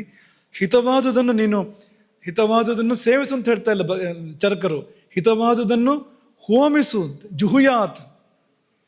ಎಲ್ಲಿ ಅಂದರೆ ಅಂತರಗ್ನವು, ಒಳಗಿರುವ ಅಗ್ನಿಯಲ್ಲಿ ಈ ತುತ್ತುಗಳನ್ನು ಹೋಮ ಮಾಡು. ಅನ್ನಪಾನ ಸಮಿದ್ಭಿಹಿ ನಾ. ಏನಪ್ಪ ಹವಿಸ್ಸುಗಳು ಅಂದರೆ ಅನ್ನಪಾನ, ಇದೇ ಸಮಿತ್ತು ಅಂತ. ಅನ್ನಪಾನ ಸಮಿದ್ಭಿಹಿ ನಾ ಮಾತ್ರ ಕಾಲು ವಿಚಾರಯನ್. 2 ಸಂಗತಿ ಮನಸ್ಸಲ್ಲಿ ಇಟ್ಕೋ. ಒಂದು ಮಾತ್ರ, ಆ ಪ್ರಮಾಣ ಹೆಚ್ಚು ಕಡಿಮೆ ಆಗಬಾರ್ದು. ಈ ಆಹುತಿ ಕೊಡುವಾಗಲೂ ಕೂಡ ಪ್ರಮಾಣ ಇದೆ, ಅದಕ್ಕೂ ಎಷ್ಟು ಹಾಕಬೇಕು ಅಂತ. ಎಷ್ಟೆಷ್ಟಾರು ಹಾಕೋದಲ್ಲ, ಅಥವಾ ಚೂರು ಹಾಕ್ತಾರೆ ಕೆಲವರು ಹೋಮ ಮಾಡುವಾಗ. ಹಾಗೂ ಅಲ್ಲ, ಪ್ರಮಾಣ ಇದೆ ಅದಕ್ಕೆ. ಹಾಗೆ ಊಟಕ್ಕೂ ಕೂಡ ಪ್ರಮಾಣ ಇದೆ. ಮಾತ್ರ ಕಾಲವೂ ಇದೆ, ಯಾವಾಗ ಊಟ ಮಾಡಬೇಕು ಅಂತ. ಕಾಲ ಮತ್ತು ಮಾತ್ರೆ ಎರಡನ್ನು ಗಮನಿಸ್ಕೊಂಡು ಈ ಆಹುತಿಗಳನ್ನು ಪ್ರಾಣಾಗ್ನಿ, ಇದು ಜಠರಾಗ್ನಿಗೆ ಹೋಮಿಸಬೇಕು, ಜಠರಾಗ್ನಿಯಲ್ಲಿ ಹೋಮಿಸಬೇಕು ಎಂಬುದಾಗಿ ಹೇಳಿ ಫಲಶ್ರುತಿ ಹೇಳ್ತಾರೆ ಮಧುಕವರು. ಆಹಿತಾಗ್ನಿ, ಅವನು ಆಹಿತಾಗ್ನಿ, ಅವನು ಅಗ್ನಿಹೋತ್ರಿ. ಯಾರು?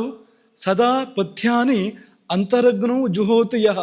ಪಥ್ಯವಾದ ಆಹಾರವನ್ನು ಅಂದರೆ ಶುಭವಾದ ಹಿತವಾದ ಆಹಾರವನ್ನು ಯಾರು ಊಟ ಮಾಡ್ತಾನೋ, ಅಂತರಗ್ನಿಯಲ್ಲಿ ಯಾರು ಹೋಮಿಸ್ತಾನೋ ಅವನು ಸದಾ ಅಹಿತಾಗ್ನಿ, ಅಗ್ನಿಹೋತ್ರಿ. ಒಂದು ಸಣ್ಣ ಈಗ ಔಷಧ ಜೊತೆಗೆ ಪತ್ತೆ ಹೇಳ್ತಾರಲ್ಲ, ಹಾಗೆ ಇದನ್ನು ಕೂಡ ಹೇಳ್ತಾರೆ ಅವರು. ಏನಂದರೆ ಜೊತೆಯಲ್ಲಿ ಊಟ ಸರಿಯಾಗಿ ಮಾಡೋದ್ರ ಜೊತೆಯಲ್ಲಿ ದಿವಸೇ ದಿವಸೇ ಬ್ರಹ್ಮ ಜಪತಿ, ಜಪ ಮಾಡು ದಿನವೂ ಕೂಡ. ಬ್ರಹ್ಮ ಜಪತಿ ಅಂದರೆ, ಬ್ರಹ್ಮ ಅಂದರೆ ಓಂಕಾರ, ಓಂಕಾರದ ಜಪ ಮಾಡು. ಅದು ಯಾರಿಗೆ ಓಂಕಾರದ ಅಧಿಕಾರ ಇದೆಯೋ, ಓಂಕಾರ ಮಾತ್ರ ಜಪವನ್ನು ಯಾರು ಮಾಡ್ಬೋದು ಅಂಥವ್ರು ಸನ್ಯಾಸಿಗಳು. ಅಥವಾ ಓಂಕಾರಯುಕ್ತವಾದ ಮಂತ್ರಗಳು ಅಥವಾ ವೇದಗಳು ಅಥವಾ ಇನ್ನಿತರ ಮಂತ್ರಗಳು, ಯಾವುದೇ ಮಂತ್ರಗಳು, ಅವೆಲ್ಲ ಓಂಕಾರದಿಂದ ಬಂದಿರತಕ್ಕಂಥದ್ದು, ಓಂಕಾರ ಸ್ವರೂಪವೇ ಎಲ್ಲ ಮಂತ್ರಗಳು ಕೂಡ. ಹಾಗಾಗಿ ನಿತ್ಯವೂ ಕೂಡ ಜಪ ಮಾಡು. ದಿವಸೇ ದಿವಸೇ ಬ್ರಹ್ಮ ಜಪತಿ ಅಥ ದದಾತಿ ಚಾಂದ್, ದಾನ ಮಾಡು. ಇದೆರಡು ಮಾಡು ಜೊತೆಯಲ್ಲಿ. ದಿವಸೇ ದಿವಸೇ ಬ್ರಹ್ಮ ಜಪತಿ ಅಥ ದದಾತಿ ಚ, ಸರಿಯಾಗಿ ಊಟ ಮಾಡು ಮತ್ತು ಜಪ ಮಾಡು, ದಾನ ಮಾಡು ಅಂತ ಜೊತೆಯಲ್ಲಿ ಎರಡು ಹೇಳಿದ್ರು. ಇಷ್ಟು ಮಾಡಿದ್ರೆ ಏನಾಗುತ್ತೆ ಅಂದರೆ ನರಂ ನಿಶ್ರೇಯಸೇ ಯುಕ್ತಂ, ಮುಕ್ತಿಗೆ ಹೋಗ್ತೀಯ ನೀನು. ಶ್ರೇಯಸ್ಸು ಅಂದರೆ ಒಂದು ಹಂತ, ಅದು ನಿಶ್ರೇಯಸ ಅಂದರೆ ಅದಕ್ಕಿಂತ ದೊಡ್ಡ ಶ್ರೇಯಸ್ಸಿಲ್ಲ, ಮುಕ್ತಿ ಅದು. ಅಂತಹ ಸಾತ್ಮ್ಯಜ್ಞಂ ಪಾನಭೋಜನೆ, ಪಾನಭೋಜನ ಅಂದರೆ ಉಣ್ಣೋದು ಮತ್ತು ಕುಡಿಯೋದು, ಅನ್ನಪಾನ.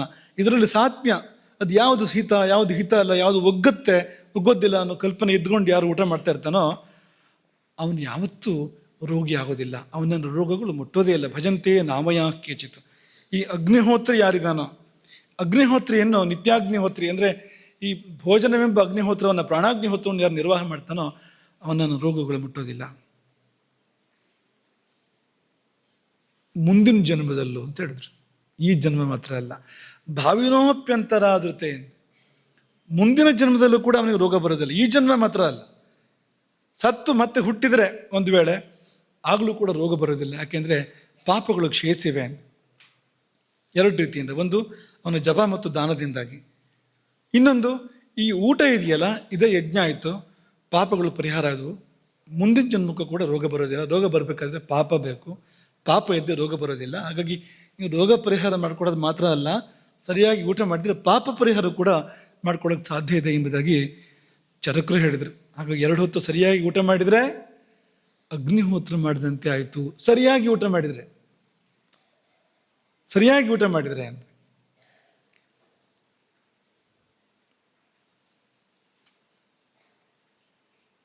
ಇನ್ನು ಚರಕರೇ ಇನ್ನೊಂದು ಮಾತನ್ನು ಹೇಳ್ತಾರೆ.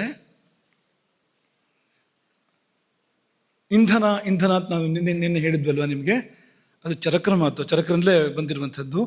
ಅನ್ನಪಾನೇಂಧನೈಹಿ, ಈ ಅಂತರಗ್ನಿಗೆ ಇಂಧನ ಯಾವುದು ಅಂದರೆ ಅನ್ನಪಾನಗಳೇನು. ಅನ್ನಪಾನೇಂಧನೈಹಿ ಅಗ್ನಿ ಜ್ವಲತಿ ಅನ್ಯಥಾ ವೇತಿ. ಸರಿಯಾಗಿ ಕೊಡದೇ ಇದ್ರೆ ಅನ್ನಪಾನಗಳನ್ನು ಕ್ಷಯಿಸಿ ಹೋಗುತ್ತೆ, ಅಗ್ನಿ ಬೇಯಿಸಿ ಹೋಗುತ್ತೆ. ಕೊಟ್ಟರೆ ಅದು ಜ್ವಲಿಸಿ ಉರಿಯುತ್ತೆ ಮಾತ್ರ ಅಲ್ಲ, ಇದೆಲ್ಲ ಕೊಡುತ್ತೆ. ಬಲಂ ಆರೋಗ್ಯಂ ಆಯುಶ್ಚ ಪ್ರಾಣಾಶ್ಚ ಅಗ್ನೋ ಪ್ರತಿಷ್ಠಿತಾ. ಅಗ್ನಿಯಲ್ಲಿ ನೆಲೆಸಿದೆ, ಜಠರಾಗ್ನಿಯಲ್ಲಿ ಪ್ರಾಣಗಳು ನೆಲೆಸಿದೆ. ಪ್ರಾಣಗಳು ನಡಿಬೇಕು ಅಂದರೆ ಈ ಅಗ್ನಿಗೆ ಹೋಮ ಸಲ್ಲಬೇಕು, ಅದರಿಂದ ಪ್ರಾಣಗಳು ನಡೆಯುತ್ತೆ. ಪ್ರಾಣಾಯ ಸ್ವ ಅಪಾನಾಯ ಸ್ವ ಹೇಳೋದಿಲ್ವ ನಾವು. ಪ್ರಾಣಶಕ್ತಿಗಳು ಕೆಲಸ ಮಾಡಬೇಕು ಅಂದರೆ ಈ ಅಗ್ನಿ ಅದಕ್ಕೆ ಬೇಕಾದಂಥ ಪುಷ್ಟಿಯನ್ನು ಕೊಡಬೇಕು. ಹಾಗಾಗಿ ಪ್ರಾಣಾಹ ಬಲಂ ಆಯುಹು ಆರೋಗ್ಯಂ ಪ್ರಾಣಾಹ, ಇಷ್ಟು ಕೂಡ ನೆಲೆಸಿದೆ ಅಲ್ಲಿ ಎಂಬುದಾಗಿ ಚರಕರು ಹೇಳಿದ್ರು. ಇದೆಲ್ಲ ಸಿಗುತ್ತೆ ಎಂಬುದಾಗಿ ಇವರು ಹೇಳ್ತಾ ಇದ್ದಾರೆ. ಇಷ್ಟು ಚರಕರದ್ದು. ಇನ್ನು ಒಂದು ಉಪನಿಷತ್ತಿದೆ ಅಂತ ಹೇಳಿದ್ರು, 94ನೇ ಉಪನಿಷತ್ತು. ಅದರ ಹೆಸರು ಪ್ರಾಣಾಗ್ನಿಹೋತ್ರ ಅಂತಲೇ, ಪ್ರಾಣಾಗ್ನಿಹೋತ್ರೋಪನಿಷತ್ ಅಂತ ಹೆಸರು. ಭೋಜನೋಪನಿಷತ್ ಅಂತ ಕರಿಬೋದು. ಇನ್ನೊಂದು ಶಬ್ದದಲ್ಲಿ ಹೇಳಬೇಕು ಅಂದರೆ ಊಟಕ್ಕೆ ಒಂದು ಉಪನಿಷತ್ತಿದೆ ಅಂತ. ಯಾಕೆಂದರೆ ಉಪನಿಷತ್ತಾಗುವಷ್ಟು ಯೋಗ್ಯತೆ ಊಟಕ್ಕಿದೆ ಅಂತ. ಸರಿಯಾಗಿ ಮಾಡಿದರೆ ಊಟವೇ ಉಪನಿಷತ್ತಾಗತ್ತೆ ಅನ್ನೋದನ್ನ ಹೇಳ್ತಾ ಇದೆ ಅದು ಅಂತ. ಹಾಗಾಗಿ ಪ್ರಾಣಾಗ್ನಿಹೋತ್ರ, ಅಗ್ನಿಹೋತ್ರ ಅಂದರೆ ಈ ಅಗ್ನಿಹೋತ್ರದಲ್ಲಿ ಪ್ರಾಣಗಳಿಗೆ ನಾವು ಆಹುತಿಯನ್ನು ಕೊಡ್ತೇವೆ. ಹಾಗಾಗಿ ಪ್ರಾಣಾಗ್ನಿಹೋತ್ರ ಅಂತ ಕರೀತಾರೆ. ಪ್ರಾಣಾಯ ಸ್ವಹ ಅಪಾನಾಯ ಸ್ವಹ ಅನ್ನುವಾಗ ಅಲ್ಲಿಗೆ ನಾವು ಆಹುತಿಗಳನ್ನು ಕೊಡ್ತೇವೆ, ಅವುಗಳಿಗೆ ಬೇಕಾಗಿರ್ತಕ್ಕಂಥ ಒಂದು ದ್ರವ್ಯವನ್ನು ಕೊಡ್ತೇವೆ ನಾವು. ಹಾಗಾಗಿ ಪ್ರಾಣಾಗ್ನಿಹೋತ್ರ ಎಂಬುದಾಗಿ ಕರೀತಾರೆ. ಇದನ್ನು ಸಂಕ್ಷೇಪವಾಗಿ ನೋಡೋಣ. ಎಲ್ಲವನ್ನೂ ಹೇಳ್ತಾ ಇಲ್ಲ, ಚೂರು ಮುಟ್ಟಿ ಹೋಗ್ತೀವಿ.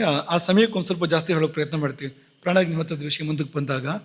ಈ ಉಪನಿಷತ್ತು ಏನು ಹೇಳುತ್ತೆ ಅಂದರೆ, ಪ್ರಾರಂಭವೇ ಹೇಗೆ ಉಪನಿಷತ್ತು ಅನ್ನೋದಂದರೆ, ಶರೀರ ಯಜ್ಞ ಸಂಶುದ್ಧ ಚಿತ್ತ ಸಂಜಾತ ಬೋಧತ. ಇವರು ಏನು ಹೆಸರಿಟ್ಕೊಂಡಿದ್ದಾರೆ ಅಂದರೆ, ಈ ಉಪನಿಷತ್ತು ಏನು ಹೆಸರಿಟ್ಟಿದೆ ಅಂದರೆ ಊಟಕ್ಕೆ ಶರೀರ ಯಜ್ಞ ಅಥವಾ ಶಾರೀರ ಯಜ್ಞ ಎಂಬ ಹೆಸರನ್ನು ವೇದ ಕೊಟ್ಟಿದೆ. ಶರೀರದ ಮೂಲಕವೇ ಮಾಡುವಂಥ ಯಜ್ಞ ಶಾರೀರ ಯಜ್ಞ. ಹಾಗಾಗಿ ಈ ಶರೀರ ಯಜ್ಞದಿಂದಾಗಿ ಚಿತ್ತಶುದ್ಧಿ ಉಂಟಾಗತ್ತೆ. ಚಿತ್ತಶುದ್ಧಿಯಿಂದಾಗಿ ಶುದ್ಧ ಜ್ಞಾನದ ಉದಯಾಗತ್ತೆ. ಮನಸ್ಸು ನಿರ್ಮಲ ಆದಾಗ ಜ್ಞಾನೋದಯ ಆಗತ್ತೆ.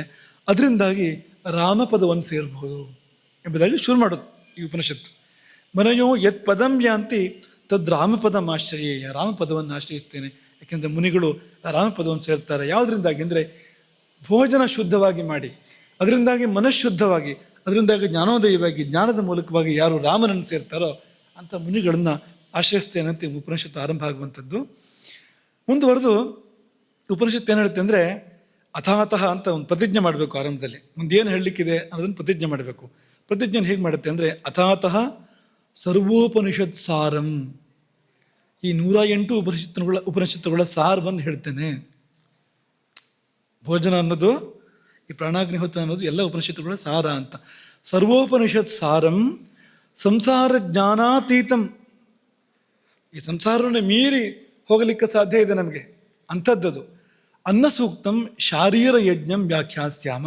ಶಾರೀರ ಯಜ್ಞವನ್ನು ವ್ಯಾಖ್ಯಾನ ಮಾಡ್ತೇನೆ ಎಂಬುದಾಗಿ ಅವರು ಶುರು ಮಾಡುವಂಥದ್ದು.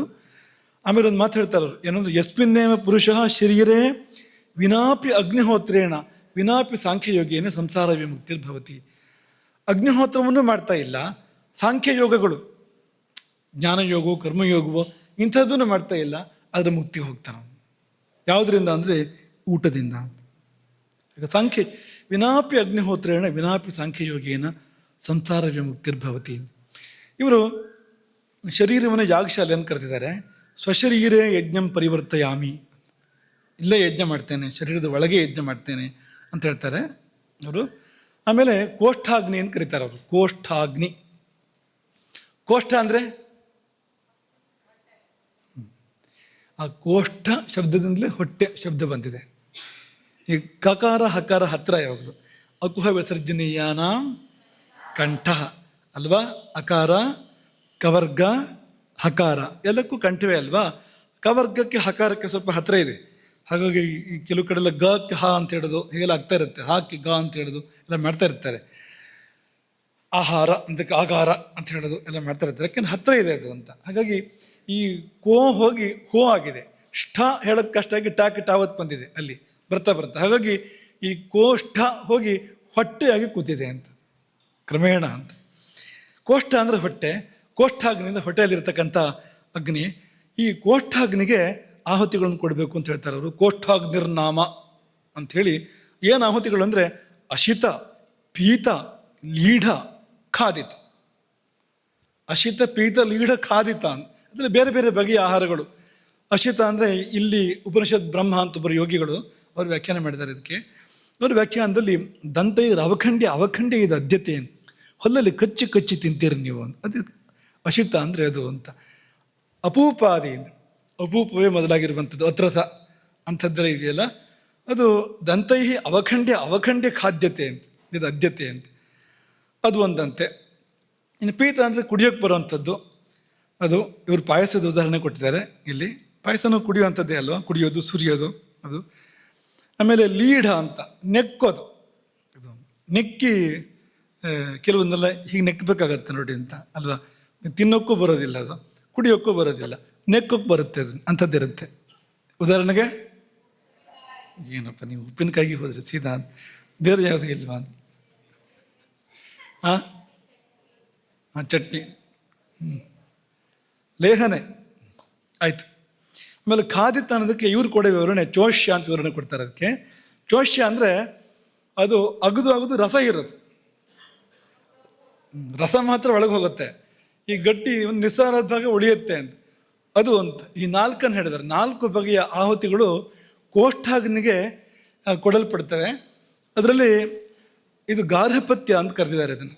ಈ ಕೋಷ್ಠಾಗ್ನಿಯನ್ನು, ಜಠರಾಗ್ನಿಯನ್ನು ಈ ಉಪನಿಷತ್ತು ಗಾರ್ಹಪತ್ಯೋ ಭೂತ್ವ ನಾಭ್ಯಾಂ ತಿಷ್ಠತಿ, ನಾಭಿಯಲ್ಲಿ ಗಾರ್ಹಪತ್ಯನಾಗಿ ಕೂತ್ಕೊಂಡು ಇದೆಲ್ಲವನ್ನು ಸ್ವೀಕಾರ ಮಾಡ್ತಾ ಇದ್ದಾನೆ ಈ ಅಗ್ನಿ ಎಂಬುದಾಗಿ ಅವರು ವರ್ಣನೆ ಮಾಡ್ತಾರೆ. ತ್ರೇತಾಗ್ನಿಗಳಲ್ಲಿ ಗಾರ್ಹಪತ್ಯವು ಕೂಡ ಒಂದು, ದಕ್ಷಿಣಾಗ್ನಿ ಗಾರ್ಹಪತ್ಯ ಆಹ್ವನೀಯ ಅಂತ ಹೇಳ್ತಾರಲ್ವಾ, ಗಾರ್ಹಪತ್ಯವು ಕೂಡ ಒಂದು, ಅದೇ ಇಲ್ಲಿ ಕೋಷ್ಠಾಗ್ನಿ ನಾಭಿಯಲ್ಲಿದೆ. ಆಯಿತು, ಯಜ್ಞಕ್ಕೆ ಸುಮಾರೆಲ್ಲ ಬೇಕು, ಅವರೆಲ್ಲ ಎಲ್ಲಿದ್ದಾರೆ? ಯಜಮಾನ ಬೇಕು ಅಲ್ವಾ, ಪತ್ನಿ ಬೇಕು, ಋತ್ವಿಜರು ಬೇಕು, ಅಧ್ವರ್ಯು ಬೇಕು, ಎಲ್ಲ ಯಾರು ಅಂತ ಕೇಳಿದ್ರೆ ಅವರು ಒಂದು ಪಟ್ಟಿ ಕೊಟ್ಬಿಟ್ಟಿದ್ದಾರೆ. ಅಷ್ಟೇ ಶಾರೀರ ಯಜ್ಞಸ್ಯ ಅಂತ ಶುರು ಮಾಡಿಕೊಂಡು ಆತ್ಮ ಯಜಮಾನ, ಬುದ್ಧಿ ಪತ್ನಿ, ವೇದಾ ಮಹರ್ತ್ವಿಜ, ಅಹಂಕಾರ ಅಧ್ವರ್ಯು, ಚಿತ್ತಂ ಹೋತ ಅಂತ ಶುರು ಮಾಡಿಕೊಂಡು ಇಲ್ಲ ಉದಾನನೆ ಉದ್ಗಾತ, ವ್ಯಾನನೆ ಪ್ರಸ್ತೋತ, ಸಮಾನನೆ ಮೈತ್ರಾವರಣ, ಈ ಏನೇನು ಯಜ್ಞದಲ್ಲಿ ಬರ್ತದೆಯೋ ಆ ಎಲ್ಲವನ್ನು ಈ ಶರೀರದಲ್ಲಿ ನಿರೂಪಣೆ ಮಾಡಿದ್ದಾರೆ. ಒಂದೊಂದು ಯಜ್ಞ ಪಾತ್ರಗಳನ್ನು ಕೂಡ ನಿರೂಪಣೆ ಮಾಡಿದ್ದಾರೆ. ಸೃಕ್ಕು ಸ್ರುವ ಎಲ್ಲದನ್ನು ಕೂಡ ನಿರೂಪಣೆ ಮಾಡಿದ್ದಾರೆ. ಇಲ್ಲ ಇದೆ ಅಂತ ಎಲ್ಲದೂ ಕೂಡ. ಇದಕ್ಕೆ ಪ್ರತಿನಿಧಿಯಾಗಿ ಹೊರಗಡೆಗೆ ಒಂದು ಯಜ್ಞ ಅಂತ ಬಂದಿರತಕ್ಕಂಥದ್ದು, ಇಲ್ಲಿರುವಂಥದ್ದನ್ನೇ ಹೊರಗೆ ತಂದಿರುವಂಥದ್ದು, ಅಲ್ಲಿ ಪಾತ್ರಗಳಾಗಿ ಅದು ಕಲ್ಪಿತ ಆಗಿದೆ ಅಂತ. ಹಾಗಾಗಿ ಇಲ್ಲೇ ಇದೆ ಅಂತ ಇಷ್ಟೆಲ್ಲ ಹೇಳಿ ಇನ್ನೂ ತುಂಬ ಇದೆ. ಯಜ್ಞವಾಗಿ ಅದು ನಿರೂಪಣೆ ಮಾಡಿಬಿಡ್ತಾರೆ ಪೂರ್ತಿಯವರು. ಕೊನೆ ಮಂತ್ರ ಏನು ಅಂದರೆ ಅದ್ಭುತವಾಗಿದೆ. ವಾರಾಣಸ್ಯಾಂ ಮೃತೋವಾಪಿ ಇದಂ ವಾ ಬ್ರಹ್ಮ ಯಃ ಪಠೇತ್ ಏಕೇನ ಜನ್ಮನ ಜಂತು ಮೋಕ್ಷಂ ಪ್ರಾಪ್ನುಯಾತ್. ವಾರಾಣಸಿಯಲ್ಲಿ ಮರಣವನ್ನು ಹೊಂದಿದರೂ ಆಗ್ಬೋದು, ಕಾಶಿಯಲ್ಲಿ ಮರಣ ಹೊಂದಿದರೂ ಆಗ್ಬೋದು, ಅಥವಾ ಈ ಉಪನಿಷತ್ತನ್ನು ಅರ್ಥ ಮಾಡ್ಕೊಂಡ್ರೂ ಆಗ್ಬೋದು ಅಂತ. ಎರಡಕ್ಕೂ ಒಂದೇ ಫಲ ಅಂತ. ಕಾಶಿಯಲ್ಲಿ ಸತ್ತರೂ, ಕಾಶಿಯಲ್ಲಿ ದೇಹತ್ಯಾಗ ಮಾಡಿದರೂ ಮೋಕ್ಷ, ಈ ಉಪನಿಷತ್ತನ್ನು ಅರ್ಥ ಮಾಡ್ಕೊಂಡ್ರೂ ಮೋಕ್ಷ ಅಂತ. ನೋಡಿ ಇನ್ನೇನು ಹೇಳೋದು ಅದಕ್ಕಿಂತ ಹೆಚ್ಚು ಅಂತ. ವಾರಾಣಸ್ಯಾಂ ಮೃತೋವಾಪಿ ಇದಂ ವಾ ಬ್ರಹ್ಮ ಯಃ ಪಠೇತ್ ಏಕೇನ ಜನ್ಮನ ಜಂತುರು ಮೋಕ್ಷಂಚ ಪ್ರಾಪ್ನುಯಾತ್ ಇತ್ತೀಚ ಮೋಕ್ಷಂಚ ಪ್ರಾಪ್ನುಯಾತ್ ಇತ್ಯುಪನಿಷತ್ತು 2 ಸಾರಿ ಹೇಳಿ ಮುಕ್ತಾಯ ಮಾಡ್ತಾರೆ ಅದನ್ನು. ಅವರು ಮೋಕ್ಷಂ ಪ್ರಾಪ್ನುಯಾತ್, ಮೋಕ್ಷಂ ಪ್ರಾಪ್ನುಯಾತ್ ದೃಢಪಡಿಸಿ ಹೇಳ್ತಾರೆ ಅದನ್ನು. ಅವರು ಇತ್ಯುಪನಿಷತ್ತನ್ನು ಮುಕ್ತಾಯ ಮಾಡ್ತಾರೆ. ಇಷ್ಟು ಮಹತ್ವದ್ದದು ಅಂತ. ಇನ್ನು ಧರ್ಮಸೂತ್ರಗಳು. ಬೋಧಾಯನರು ನಮಗೆಲ್ಲ ಆಚಾರ್ಯರು, ಸೂತ್ರಕಾರರು. ಅವರು ಸೂತ್ರಕಾರರ ಪೈಕಿಯಲ್ಲೇ ಜ್ಯೇಷ್ಠರು. ಅವ್ರು ಏನು ಹೇಳ್ತಾರೆ ಅಂದರೆ, ಅವರು ಸ್ನಾನದ ಬಗ್ಗೆಲ್ಲ ಹೇಳಿ, ಮಹಾಯಜ್ಞಗಳ ಬಗ್ಗೆಲ್ಲ ಹೇಳಿ, ಸ್ನಾನ ಮುಕ್ತಂ ಮಹಾಯಜ್ಞಾಶ್ಚ ಅಂತೆಲ್ಲ ಹೇಳಿ, ಅಥೇದಾನಿಂ ಅವಸರ ಪ್ರಾಪ್ತಂ ಭೋಜನ ಮಾರಪತೆ, ಭೋಜನದ ಬಗ್ಗೆ ಅವರು ಹೇಳೋಕ್ಕೆ ಶುರು ಮಾಡ್ತಾರೆ. ಮೊದಲನೇ ಮಾತೇನು ಅಂದರೆ, ಈ ಊಟ ಮಾಡುವವನು ಆತ್ಮಯಾಜಿ. ಮೊದಲನೇ ಮಾತಿದು. ಅಥ ಶಾಲೀನ ಯಾಯಾವರಾಣಾಂ ಆತ್ಮಯಾಜಿನಾಂ ಪ್ರಾಣಾಹುತಿರ್ ವ್ಯಾಖ್ಯಾಸ್ಯಾಮ. ಆತ್ಮಯಾಜಿ ಅಂದರೆ ಏನು ಅಂದರೆ, ಇಲ್ಲೇ ಅಗ್ನಿ ಇದೆ, ತನ್ನಲ್ಲೇ ಅಗ್ನಿ ಇದೆ, ತನ್ನನ್ನೇ ಬಳಸ್ಕೊಂಡು ಹೋಮ ಮಾಡ್ತಾನೆ, ಅವನು ಆತ್ಮಯಾಜಿ. ಅವನಿಗೆ ಬೇರೆ ಯಾಗಶಾಲೆ ಬೇಡ, ಪಾತ್ರಗಳು ಅಥವಾ ಹೋಮಕುಂಡ ಮತ್ತೊಂದು ಏನೂ ಬೇಡ, ತನ್ನನ್ನೇ ಬಳಸ್ಕೊಂಡು ತನ್ನೊಳಗಿರುವ ಅಗ್ನಿಯಲ್ಲಿ ತಾನೇ ಹೋಮ ಮಾಡ್ತಾನೆ. ಅವನು ಆತ್ಮಯಾಜಿ. ಯಾರು ಹೇಳಿದ್ದು? ಬೋಧಾಯನರು ಹೇಳಿದ್ದು. ಬೋಧ ಅಂದರೆ ಅರಿವು, ಜ್ಞಾನ. ಬೋಧಾಯನ ಅಂದರೆ ಜ್ಞಾನಕ್ಕೆ ಮಾರ್ಗ ಅಂತ, ಜ್ಞಾನಕ್ಕೆ ದಾರಿ ಅಂತ. ಅವರು ಪ್ರಾಣಾಹುತಿ ಅಂತ ಕರೀತಾರೆ. ಈ ಪ್ರಾಣಾಯ ಸ್ವಹ ಅಪಾನಾಯ ಸ್ವಹ ಊಟ ಮಾಡ್ತೀವಲ್ಲ, ಪ್ರಾಣಾಹುತಿ ಅದು. ಎಂಥ ದೊಡ್ಡ ಮಾತನ್ನು ಹೇಳ್ತಾರೆ ಅಂದರೆ, ಸರ್ವಕ್ರತುಯಾಜಿನಾಂ ಆತ್ಮಯಾಜಿ ವಿಶಿಷ್ಯತೆ. ಅಶ್ವಮೇಧ, ವಾಜಪೇಯ, ಇಂಥ ಅಗ್ನಿಷ್ಠೋಮ, ಇಂಥ ಮಹಾ ಯಾಗ ಮಾಡಿದವರು ಇರ್ತಾರಲ್ಲ, ಆ ಎಲ್ಲ ಯಾಗ ಮಾಡಿದವರ ಪೈಕಿಯಲ್ಲಿ ಅತ್ಯಂತ ಶ್ರೇಷ್ಠ ಯಾರು ಅಂದರೆ ಆತ್ಮಯಾಜಿ. ಯಾರು? ಪ್ರಾಣಾಗ್ನಿ ಹೋತ್ರವನ್ನು ಸರಿಯಾಗಿ ಮಾಡ್ತಾನೆ. ಯಾಕೆಂದ್ರೆ ಇದು ಸರಿಯಾಗಿ ಮಾಡದೆ ಹೋದರೆ ಅದು ಯಾವುದೂ ಸರಿಯಾಗಿ ಆಗೋದಿಲ್ಲ. ಅವನಿಗೆ ಬೇರೆ ಯಾಗವನ್ನು ಕೂಡ ಸರಿಯಾಗಿ ಮಾಡೋಕ್ಕೆ ಸಾಧ್ಯ ಇಲ್ಲ. ಇದು ಸರಿಯಾಗಿ ಆದರೆ ಅದನ್ನೆಲ್ಲ ಮಾಡೋಕ್ಕೆ ಸಾಧ್ಯ, ಅರ್ಹತೆ ಬರೋದಿಲ್ಲ ಅಂತ, ಶರೀರ ಪವಿತ್ರವಾಗಿ ಉಳಿಯೋದಿಲ್ಲ ಅಂಥೇಳಿ ಆತ್ಮಯಾಜಿನ ಪ್ರಶಂಸೆ ಮಾಡ್ತಾರೆ ಅವರು. ಕೊನೆಗೊಂದು ಮಾತನ್ನು ಹೇಳ್ತಾರೆ, ಅದೇನೆಂದರೆ, ಯಥಾಹಿ ತೂಲ ಮೈಷೀಕಂ ಅಗ್ನೋ ಪ್ರೋತಂ ಪ್ರದೀಪ್ಯತೆ. ಅಗ್ನಿಗೆ ನೀವು ಹುಲ್ಲನ್ನು ಹಾಕಿದರೆ ಅಥವಾ ಹತ್ತಿಯನ್ನು ಹಾಕಿದರೆ ಅದು ಸುಟ್ಟು ಉರಿದು ಹೋಗುತ್ತಲ್ವಾ? ಬೆಂಕಿಗೆ ಹತ್ತಿ ಹಾಕಿದ್ರೆ ಏನಾಗುತ್ತೆ, ಅಥವಾ ಹುಲ್ಲು ಹಾಕಿದ್ರೆ ಏನಾಗುತ್ತೆ ಬೆಂಕಿಗೆ? ಹಾಗೆ ಪಾಪಗಳು ಉರಿದು ಹೋಗುತ್ತೆ. ಯಾರಿಗೆ? ಯಾರು ಆತ್ಮಯಾಜಿಯೋ, ಊಟ ಸರಿ ಮಾಡ್ತಾನೋ ಯಾರು ಅಂತ. ಊಟವನ್ನು ವಿಧಿಬದ್ಧವಾಗಿ, ಪ್ರಮಾಣಬದ್ಧವಾಗಿ, ಕಾಲಬದ್ಧವಾಗಿ ಯಾರು ಮಾಡ್ತಾನೋ ಅವನ ಎಲ್ಲ ಪಾಪಗಳು ಕೂಡ ಉರಿದು ಹೋಗ್ತವೆ, ಬೆಂಕಿಯಲ್ಲಿ ಹತ್ತಿ ಉರಿದ ಹಾಗೆ ಅಷ್ಟು ಕ್ಷಿಪ್ರವಾಗಿ ಉರಿದು ಹೋಗ್ತವೆ. ಅಷ್ಟು ಮಹತ್ವದ್ದು ಭೋಜನ ಅಂದರೆ. ಇಲ್ಲಿ ವಿವರಣೆ ಕೊಡ್ತಾರೆ. ಆತ್ಮಯಾಜಿ ಅಂದರೆ ಯಾರು ಅಂತಂದರೆ, ಯಥಾವಿಧಿ ಭುಂಜಾನಹ, ವಿಧಿ ಪ್ರಕಾರ ಊಟ ಮಾಡುವವನು ಅಂತ, ಅವನೇ ಆತ್ಮಯಾಜಿ ಅಂತ. ಇನ್ನು ಈ ಮಾತನ್ನು ಅವ್ರು ನೆನಪು ಮಾಡ್ಕೊಡ್ತಾರೆ ಅಲ್ಲಿ, ಕೇವಲಾಘೋ ಭವತಿ ಕೇವಲಾದಿ ಮೋಘಮನ್ನನ್ ವಿಂದತೆ ಅಪ್ರಚೇತ. ಇದನ್ನು ಅವರಲ್ಲಿ ಉಲ್ಲೇಖ ಮಾಡ್ತಾರೆ. ಸುಮ್ಮನೆ ಊಟ ಮಾಡುವವನು ಪಾಪ ಊಟ ಮಾಡ್ತಾನೆ. ಯಾರು ಭಗವಂತನಿಗೆ ಸಮರ್ಪಿಸಿ, ದೇವತೆಗಳಿಗೆ ಸಮರ್ಪಿಸಿ, ಹಂಚಬೇಕಾದವರಿಗೆಲ್ಲ ಹಂಚಿ ಊಟ ಮಾಡ್ತಾನೋ ಅವನು ಅಮೃತತ್ವವನ್ನು ಪಡಿತಾನೆ, ಅಮೃತವನ್ನು ಊಟ ಮಾಡ್ತಾನೆ. ಯಾರು ತನಗೋಸ್ಕರ ಬೇಯಿಸ್ಕೊಂಡು ತಿಂತಾನೋ ಅವನು ಪಾಪವನ್ನು ಊಟ ಮಾಡ್ತಾನೆ. ತನಗಾಗಿ ಅಡುಗೆ ಮಾಡಬಾರ್ದು, ಯಾವಾಗಲೂ ಕೂಡ ತನಗೆ ಅಂತ ಅಡುಗೆ ಮಾಡಬಾರ್ದು. ಭಗವಂತನಿಗೆ ಅಂತ ಮಾಡಬೇಕು, ದೇವತೆಗಳಿಗೆ ಅಂತ ಮಾಡಬೇಕು. ನಮ್ಮ ಸುತ್ತಮುತ್ತ ಇರುವ ಜೀವಗಳಿಗೆ, ಅತಿಥಿಗಳಿಗೆ, ಮತ್ತೊಬ್ಬರಿಗೆ ಹಾಗಂತ ಅಡುಗೆ ಮಾಡಬೇಕು ಹೊರತು ಸ್ವಾರ್ಥಕ್ಕಾಗಿ ಅಡುಗೆ ಮಾಡಬಾರ್ದು. ಹಾಗೆ ಮುಂದುವರೆದು ಹೇಳ್ತಾರೆ ಅವರು, ಅಗ್ರೇ ಭೋಜಯೇದ್ ಅತಿಥೀನ್, ಮೊದಲು ಅತಿಥಿಗಳಿಗೆ ಊಟ ಹಾಕು, ಆಮೇಲೆ ಅಂತರ್ಪತ್ನಿ ಗರ್ಭಿಣಿಯರಿಗೆ ಊಟ ಬಡಿಸು, ಅದಾದಮೇಲೆ ವೃದ್ಧಾನ್ ಬಾಲಕರಿಗೆ ಬಡಿಸು, ವೃದ್ಧರಿಗೆ ಬಡಿಸು, ದೀನಾನ್ ಗತಿ ಇಲ್ಲ ಊಟಕ್ಕೆ, ಕಷ್ಟದಲ್ಲಿದ್ದಾರೆ ಅಂಥವ್ರಿಗೆ ಕೊಡು, ವ್ಯಾಧಿತಾಂಶ ವಿಶೇಷತಃ ಯಾರು ಕಾಯಿಲೆ ಬಿದ್ದವರಿದ್ದರೆ ಮೊದಲು ಅವ್ರಿಗೆ ಊಟ ಹಾಕು, ಆಮೇಲೆ ನೀನು ಊಟ ಮಾಡು. ಅವ್ರಿಗೆ ಊಟ ಹಾಕಿ ಊಟ ಮಾಡು ನೀನು. ಅವರಿಗೆ ಊಟ ಹಾಕಬೇಕಾದ್ರೂ ಆಮೇಲೆ ಊಟ ಹಾಕಿದರೆ ದೋಷವೇ ಅದು. ಹಾಕಿದ ದೋಷ ಅಲ್ಲ, ಆಮೇಲೆ ಹಾಕಿದ ದೋಷ ಅಂತ. ಹಾಗಾಗಿ ಇದೆಲ್ಲ ಅಧಿಕಾರಿಗಳು ಯಾರು ಅಂದರೆ ಅತಿಥಿಗಳು, ಅಂತರ್ಪತ್ನಿಯರು, ಗರ್ಭಿಣಿಯರು, ಬಾಲಕರು, ವೃದ್ಧರು ಮತ್ತು ವ್ಯಾಧಿಗ್ರಸ್ತರು. ಅವ್ರಿಗೆ ವಿಶೇಷತಃ ಅಂತ ಹೇಳಿದೆ, ವ್ಯಾಧಿಗ್ರಸ್ತರಿಗೆ ಅಂಥೇಳಿ ಒಂದು ಎಚ್ಚರಿಕೆ ಮಾತನ್ನು ಹೇಳ್ತಾರೆ. ಅದತ್ವಾತು ಯೇತೇಭ್ಯ ಪೂರ್ವಂ ಭುಂಕ್ತೆ ಯಥಾವಿಧಿ. ಇವರಿಗೆಲ್ಲ ಕೊಡದೆ ಯಾರು ಮೊದಲು ಊಟ ಮಾಡ್ತಾನೋ ಅವನು ಯಥಾವಿಧಿ, ವಿಧಿ ಪ್ರಕಾರ ಊಟ ಮಾಡಿದರೂ ಕೂಡ, ಅವನು ಸರಿಯಾಗಿ ಶಾಸ್ತ್ರಬದ್ಧವಾಗಿ ಊಟ ಮಾಡಿದರೂ ಕೂಡ ಅವನು ಊಟ ಮಾಡೋದಿಲ್ಲ. ಅವನನ್ನೇ ಊಟ ಮಾಡುತ್ತೆ ಅದು ಅನ್ನ, ಅವನನ್ನೇ ತಿಂದ್ಕೊಂಡು ಹೋಗುತ್ತೆ ಅದು ಆ ಅನ್ನ. ಅವನು ಊಟ ಮಾಡಿದ್ದು ಅವನಿಗೆ ಮೃತ್ಯುವಾಗಿ, ಶತ್ರುವಾಗಿ ಪರಿಣಮಿಸುತ್ತೆ. ಭುಜ್ಯಮಾನೋ ನ ಜಾನಾತಿ, ಅವನು ಊಟ ಮಾಡ್ತಾ ಇದ್ದಾನೆ ಅವನಿಗೆ ಗೊತ್ತಿಲ್ಲ. ಏನು ಗೊತ್ತಿಲ್ಲ ಅಂದರೆ ನ ಸ ಭುಂಕ್ತೆ, ಅವನು ಊಟ ಮಾಡ್ತಾ ಇಲ್ಲ, ಸ ಭುಜ್ಯತೆ ಅಂತ, ಅವನನ್ನೇ ತಿಂತಾ ಇದೆ ಅನ್ನ, ಅವನಿಗೆ ಗೊತ್ತಿಲ್ಲ.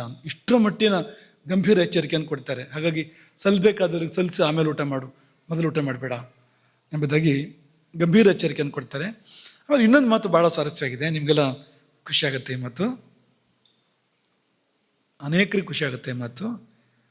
ಏನಪ್ಪ ಅಂದರೆ, ಗೃಹಸ್ಥನಾಗಲಿ ಬ್ರಹ್ಮಚಾರಿ ಆಗಲಿ ಊಟ ಮಾಡದೆ ಇದ್ರೆ ಪಾಪ ಬರುತ್ತೆ ಹೇಳಿದ್ದಾರೆ. ಪ್ರಾಯಶ್ಚಿತ್ತ ಮಾಡ್ಕೊಳ್ಬೇಕಾಗತ್ತೆ ಅಂತ ಹೇಳಿದ್ದಾರೆ. ಗೃಹಸ್ಥೋ ಬ್ರಹ್ಮಚಾರಿ ಇವ ಯೋನಶ್ನೋಸ್ತು ತಪಶ್ಚರ್ಯ. ಮಾಡುವಾಗ, ಯಾವುದನ್ನೇ ಮಾಡಬೇಕಾದ್ರೆ ಊಟ ಬಿಡ್ತಾನೆ ಅಂತಾದರೆ ಪ್ರಾಣಾಗ್ನಿಹೋತ್ರ ಲೋಪೇನ, ಪ್ರಾಣಾಗ್ನಿಹೋತ್ರದ ಲೋಪ ಆಗೋದ್ರಿಂದ, ನಿತ್ಯ ಮಾಡುವಂಥ ಯಜ್ಞ ಅದು, ಆ ಯಜ್ಞದ ಲೋಪ ಆಗೋದ್ರಿಂದ ಅವಕೀರ್ಣಿ ಭವೇತ್ತು ಸಹ, ಅವನು ದೋಷಿ ಆಗ್ತಾನೆ. ಹಾಗಾಗಿ ನೀವು ಸಕಾರಣವಾಗಿ ಊಟ ಬಿಡೋಕ್ಕೆ ಸುಲಭ ಇಲ್ಲ ಇಲ್ಲಿ. ಇನ್ನು ಅಕಾರಣವಾಗಿ ಊಟ ಬಿಡೋದು, ಸಿಟ್ಟು ಮಾಡ್ಕೊಂಡು ಊಟ ಬಿಡೋದು, ಅಥವಾ ಬೇಜಾರು ಮಾಡ್ಕೊಂಡು ಊಟ ಬಿಡೋದು, ಊಟನ ಮುಂದೆ ಹಾಕೋದು, ಹಠಕ್ಕೆ ಮಾಡದೇ ಇರೋದು, ಇದೆಲ್ಲ ಮಾಡಿದರೆ ಏನಾಗ್ಬೋದು ಗತಿ? ಯಾಕೆಂದರೆ ಊಟ ಅನ್ನೋದು ಅದು ಯಾರ್ಯಾರಿಗೂ ಸಲ್ಲಬೇಕಾಗಿದೆ. ಇಲ್ಲಿ ಬರೇ ನಮ್ಮ ಇಷ್ಟ, ನಮ್ಮ ಹಕ್ಕು ಅನ್ನೋ ಥರ ಅಲ್ಲ, ಯಾರ್ಯಾರಿಗೂ ಸಲ್ಲಬೇಕಾಗಿದೆ ಅಲ್ಲಿ, ಸಲ್ಲಿಸ್ಬೇಕು ನಾವು ಅದನ್ನು. ಹಾಗಾಗಿ ಊಟ ಬಿಟ್ಟರೆ ಪಾಪಿ ಆಗ್ತಾನೆ, ಪಾಪ ಬರುತ್ತೆ ಅಂತ ಕೊಟ್ಟ ಕೊನೆಯ ವಾಕ್ಯ ಸೂತ್ರ ಅಲ್ವಾ, ಚೆನ್ನಾಗಿದೆ ಅದು. ಏವಮಾಚರನ್, ಹೀಗೆ ನಡ್ಕೊಳ್ಳೋದಾದರೆ ಬ್ರಹ್ಮಭೂಯಾಯ ಕಲ್ಪತೆ, ಅವನು ಪರಬ್ರಹ್ಮವೇ ಆಗಿ ಪರಿಣಮಿಸ್ತಾನೆ, ಪರಬ್ರಹ್ಮದಲ್ಲಿ ಅದ್ವೈತವನ್ನು ಹೊಂದ್ತಾನೆ. ಬ್ರಹ್ಮಭೂಯ ಅಂದರೆ ಬ್ರಹ್ಮಭಾವ, ಬ್ರಹ್ಮೈಕ್ಯ, ಮುಕ್ತಿಯನ್ನು ಹೊಂದ್ತಾನೆ ಅಂತಲೇ ಒಂದೊಂದು ಕೂಡ ಹೇಳ್ತಾ ಇರುವಂಥದ್ದು. ಈ ಒಂದೊಂದು ಆಕಾರಗಳು ಕೂಡ ಮುಕ್ತಿಯಲ್ಲೇ ಭೋಜನ ಪ್ರಯೋಜನ ಮಾಡ್ತೇವೆ. ಶಂಕರಾಚಾರ್ಯರು ಪ್ರಪಂಚಸಾರ ತಂತ್ರ ಅಂತ ಒಂದು ಅದ್ಭುತ ಗ್ರಂಥ, ಪ್ರಪಂಚಸಾರ ಅಂತ ಪ್ರಸಿದ್ಧ, ಪ್ರಪಂಚಸಾರ ತಂತ್ರ ಅಂತ ತಂತ್ರಗ್ರಂಥ ಅದು. ತಂತ್ರ ಮಾರ್ಗವನ್ನು ತುಂಬ ಅತ್ಯದ್ಭುತವಾಗಿ ನಿರೂಪಣೆ ಮಾಡ್ತಾರೆ ಅವರು. ಅದರಲ್ಲಿ ಅವರು ಶುರು ಮಾಡ್ತಾರೆ, ಅಥ ಹಿತವಿಧಿಯೇ ವಿದುಷಾಂ ಭಕ್ಷಿ ಪ್ರಾಣಾಗ್ನಿಹೋತ್ರ ವಿಹಿತ ವಿಧಿ. ಊಟವನ್ನು ಕೂಡ ಅವರು ಕೂಡ ಪ್ರಾಣಾಗ್ನಿಹೋತ್ರ ಅಂತ ಕರೀತಾರೆ ಅದನ್ನು. ಪ್ರಾಣಾಗ್ನಿಹೋತ್ರ ವಿಹಿತ ವಿಧಿ, ಪ್ರಾಣಾಗ್ನಿಹೋತ್ರಕ್ಕೆ ವಿಹಿತವಾದ ವಿಧಿಯನ್ನು ಹಿತವಿಧಯೇ ವಿದುಷಾಂ, ಶ್ರೇಯಸ್ಸಿಗೋಸ್ಕರವಾಗಿ ಹೇಳ್ತೇನೆ, ನಮ್ಮ ಹಿತಕ್ಕೋಸ್ಕರವಾಗಿ ಹೇಳ್ತಾನೆ ಎಂಬುದಾಗಿ ಹೇಳಿ ನಿರೂಪಣೆ ಮಾಡ್ತಾರೆ. ಸಾಕಷ್ಟಿದೆ, ಅದಿನ್ನೊಮ್ಮೆ ಅವಲೋಕನ ಮಾಡೋಣ. ಕೊನೆ ಮಾತನ್ನು ಗಮನಿಸೋಣ. ಅವರ ಈ ವಿಷಯದ ಆಡಿದ ಕೊನೆ ಮಾತು 8ನೇ ಪಟಲ, ಪ್ರಪಂಚ ಸಾರದ್ದು, ಅಲ್ಲಿದೆ ಇದು. ಕೊನೆ ಮಾತು ಏನು ಹೇಳ್ತಾರೆ ಅಂದರೆ, ಸಾಯಂ ಪ್ರಾತ ರನೇನ ಹೋಮ ವಿಧಿನ. ಅವರು ಹೇಳೋದು 2 ಸಮಯ ಊಟ ಅಂತ, ಶಂಕರಾಚಾರ್ಯರು ಕೂಡ. ಸಾಯಂ ಪ್ರಾತ ರನೇನ ಹೋಮ ವಿಧಿನ, ಈ ಹೋಮ ವಿಧಿ ಅಂತ ಊಟದ ಪದ್ಧತಿ ಹೇಳ್ತಾ ಅದನ್ನು ಹೋಮ ವಿಧಿ ಅಂತ ಕರೆದು, ಅನೇನ ಹೋಮ ವಿಧಿನ ಭೋಜ್ಯಾನ ನಿತ್ಯಂ ಭಜನ್. ಈ ಹೋಮ ವಿಧಿಯಿಂದ ಯಾರು ಊಟ ಮಾಡ್ತಾನೋ ಅವನೇನಾಗ್ತಾನೆ ಅಂದರೆ, ಅವನು ಪ್ರಾಣಾಗ್ನಿಹೋತ್ರಿ ಅಂತ ಅನ್ಸ್ಕೊಳ್ತಾನೆ.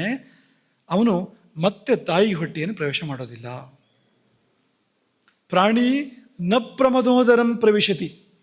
ಪ್ರಮದ ಸ್ತ್ರೀ, ಪ್ರಮದೋದರ ಸ್ತ್ರೀಯ ಹೊಟ್ಟೆ, ತಾಯಿಯ ಹೊಟ್ಟೆ. ನ ಪ್ರಮದೋದರಂ ಪ್ರವಿಶತಿ, ಇನ್ನೊಮ್ಮೆ ತಾಯಿಯ ಹೊಟ್ಟೆಯನ್ನು ಅವನು ಪ್ರವೇಶ ಮಾಡೋದಿಲ್ಲ. ಪ್ರಾಣಾಗ್ನಿಹೋತ್ರಿ ಪುನಃ. ಆಚಾರ್ಯ ಶಂಕರರ ವಾಕ್ಯ ಇದು ಅಂತ. ಇನ್ನೊಂದು ತಂತ್ರ ಗ್ರಂಥ ಇದೆ, ಅದಕ್ಕೆ ಹೆಸರು ಪ್ರಾಣಾಗ್ನಿಹೋತ್ರ ಅಂತಲೇ ಹೆಸರು, ತಂತ್ರಶಾಸ್ತ್ರದ ಒಂದು ಗ್ರಂಥ. ಇದನ್ನು ಹೇಳಿ ಇದನ್ನು ಪೂರ್ಣ ಮಾಡೋಣ.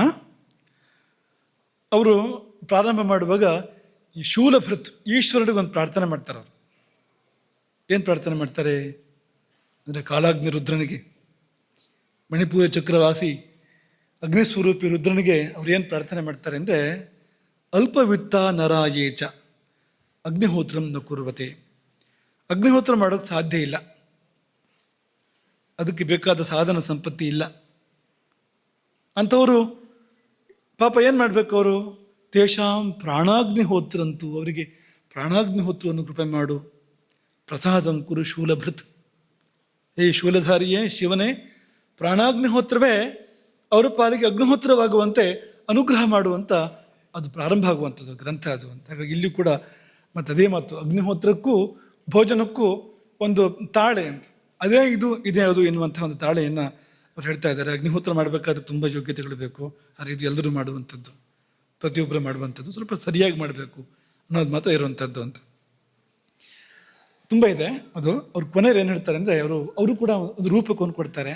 ಆತ್ಮನ ಯಜಮಾನ, ಪ್ರಕೃತಿಯ ಪತ್ನಿ ಅಂತೆಲ್ಲ ಶುರು ಮಾಡಿ ಅವರು ತುಂಬ ಇಡೀ ಯಜ್ಞದ ಪರಿಕಲ್ಪನೆಯನ್ನು ಊಟದಲ್ಲಿ ಕೊಡ್ತಾರೆ. ಅವರು ಅಲ್ಲಿ ಅವರೇ ಹೇಳುವಂಥದ್ದು, ಈ ಊಟ ಮಾಡಿದರೆ 33 ಕೋಟಿ ದೇವಾಸ್ತೃಪ್ಯಂತಿ ಅಂತ ಅವ್ರದ್ದೇ ಮಾತದು. 33 ಕೋಟಿ ದೇವತೆಗಳಿಗೂ ಕೂಡ ತೃಪ್ತಿ ಆಗುತ್ತೆ, ನಿನಗೆ ಮಾತ್ರ ಅಲ್ಲ ಅಂತ ಅವರೇ ಹೇಳ್ತಾ ಇರುವಂಥದ್ದು. ಕೊಟ್ಟಕ್ಕೊಂದೇನು ಏನು ಹೇಳ್ತಾರೆ ಅಂದರೆ, ಏವಂ ವೇತ್ತಿ ಸ ವೇದವಿತು. ಇದು ಗೊತ್ತಿದ್ರೆ ಅವನಿಗೆ ವೇದ ಗೊತ್ತಿದೆ ಅಂತ ಅರ್ಥ. ಇದು ಗೊತ್ತಿಲ್ಲದೆ ಇದ್ದರೆ ಅವನು ವೇದ ಓದಿ ಪ್ರಯೋಜನ ಏನೂ ಇಲ್ಲ.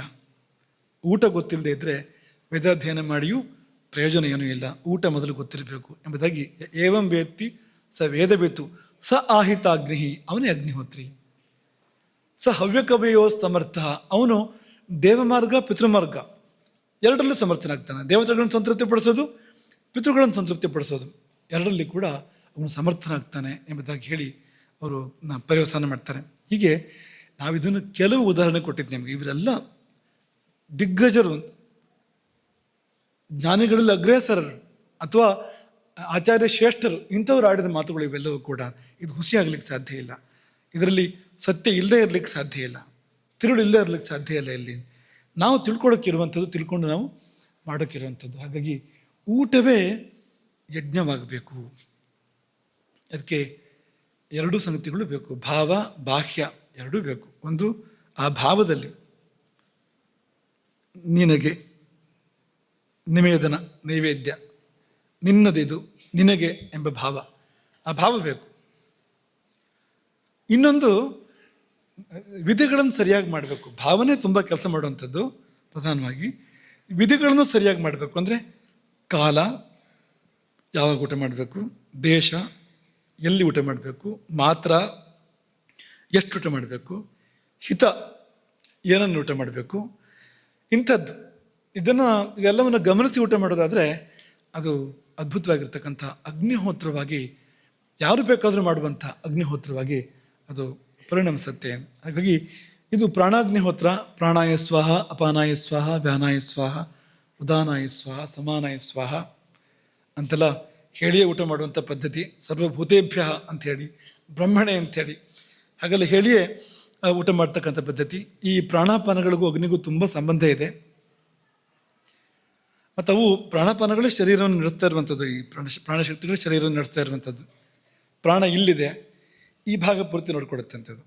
ಇಲ್ಲೂ ಇದೆ, ನೆತ್ತಿಯಲ್ಲೂ ಇದೆ. ಅದು 2 ಜಾಗ ಪ್ರಾಣಕ್ಕೆ. ಉದಾನ ಇಲ್ಲಿದೆ, ಆ ಪ್ರದೇಶ ಪೂರ್ತಿ ಅದರ ರಾಜ್ಯ, ಅದು ನೋಡ್ಕೊಳ್ಳುತ್ತೆ.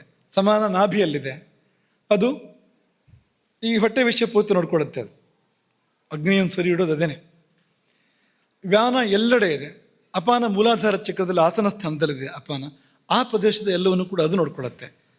ಹಾಗೆ ವ್ಯಾನ ಇಡೀ ಶರೀರಕ್ಕೆ ಎಲ್ಲ ಕಡೆ ಆಹಾರ ತಗೊಂಡು ಹೋಗಿ ಕೊಡಬೇಕಲ್ಲ. ಇವೆಲ್ಲ ತುಂಬ ಆಹಾರ ಜೊತೆಗೆ ಸಂಬಂಧ ಇರ್ತಕ್ಕಂಥವು. ಪ್ರಾಣ ಅಲ್ಲದೆ ಇದ್ದರೆ ಈ ತುತ್ತು ಕೆಳಗೆ ಹೋಗೋದೇ ಇಲ್ವಂತೆ, ಹೋಗೋದು ಪ್ರಾಣದಿಂದ ಅಂತ. ಅದನ್ನು ಜೀರ್ಣ ಮಾಡೋದು ಸಮಾನ, ಎಲ್ಲ ಕಡೆ ಕಳಿಸೋದು ವ್ಯಾನ, ಬೇಡವಾಗಿದ್ದನ್ನು ಹೊರಗೆ ಹಾಕೋದು ಅಪಾನ. ಇವರೇ ಹಂಚ್ಕೊಂಡಿದ್ದಾರೆ ಕೆಲಸವನ್ನು ಅಂತ. ಈ ಪ್ರಾಣಶಕ್ತಿಗಳೇ ಎಲ್ಲ ಕೆಲಸಗಳನ್ನ ಹಂಚ್ಕೊಂಡಿದ್ದಾರೆ. ಶರೀರ ಯಂತ್ರವನ್ನು ಅವರೇ ನಡೆಸ್ತಾರೆ. ಅಗ್ನಿ ಜೊತೆಗೆ ಭಾರೀ ಬಾಂಧವ್ಯ ಅವರದ್ದು. ಹಾಗಾಗಿ ಸುಶ್ರುತರು ಹೇಳಿದರೆ ಈ ಪ್ರಾಣಾಪಾನಗಳಿದೆಯಲ್ಲ, ಅದರಲ್ಲೂ ಪ್ರಾಣಾಪಾನಗಳು ಅಗ್ನಿಗೆ ಬಹಳ ಹತ್ತಿರದ ಬಾಂಧವ್ಯವಂತೆ. ಅವ್ರು ಹೇಳ್ತಾರೆ, ಈ ಹೊರಗಡೆ ಅಗ್ನಿ ಇದೆಯಲ್ಲ, ಅಗ್ನಿ ಉರಿಬೇಕು ಅಂದರೆ ಈ ಗಾಳಿ ಹಾಕಿದ್ರೆ ಅಗ್ನಿ ಉರಿಯುತ್ತಲ್ವಾ, ಊದಿದ್ರೆ. ವೈದಿಕರನ್ನು ಕೇಳಿ, ಅಗ್ನಿಂ ವೇಣುಧಮನ್ಯ ಪ್ರಬೋಧ್ಯ, ಅಗ್ನಿಯನ್ನು ಪ್ರಬೋಧನಗೊಳಿಸ್ಬೇಕು. ಯಾವುದರಿಂದ ಅಂದರೆ ವೇಣುಧಮನಿ. ವೇಣುಧಮನಿ ಅಂದ್ರೇನು? ಬಿದಿರಿನ ಕೊಳವೆ, ಅದರಿಂದ ಪ್ರಬೋಧ್ಯ ಅಗ್ನಿಯನ್ನು ಜಾಗೃತಗೊಳಿಸೋದು. ವಾಯು ಅಗ್ನಿ ಇಬ್ಬರು ಸ್ನೇಹಿತರು. ಅಗ್ನಿ ಮೇಲೆ ವಾಯು ಬೀಸು ಬಂದ ಅಂದರೆ ಭರ್ರನ್ನು ಹೊತ್ತಿ ಒರಿಯೋಕ್ಕೆ ಶುರು ಮಾಡುತ್ತೆ. ಅದು ತುಂಬ ಪರಸ್ಪರ ಅತ್ಯಂತ ಹತ್ತಿರ, ಅನಿಲ ಅನಲ ಇಬ್ಬರು ಕೂಡ. ಹಾಗೆ ಹೇಗೆ ಬಾಹ್ಯಸ್ಯ ಅಗ್ನೇಯ ವಾಯು ಸಹಾಯೋ ಭವತಿ, ಹೇಗೆ ಹೊರಗಡೆಗೆ ಬಾಹ್ಯಾಗ್ನಿಗೆ ವಾಯು ಸಹಾಯ ಮಾಡುತ್ತೋ ಹಾಗೆ ಜಠರಾಗ್ನಿ ಕೂಡ ವಾಯುವಿನ ಸಹಾಯ ಬೇಕು.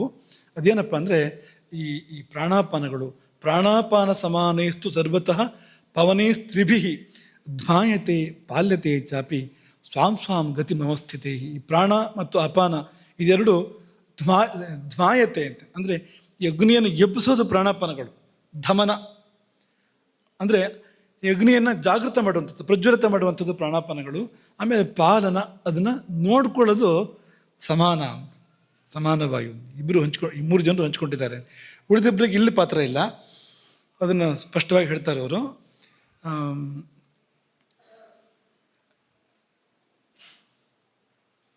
ತ್ರಯ ಏವ ವಾತಾಹ ಧಮನ ಪಾಲನ ಸಮರ್ಥಾಹ.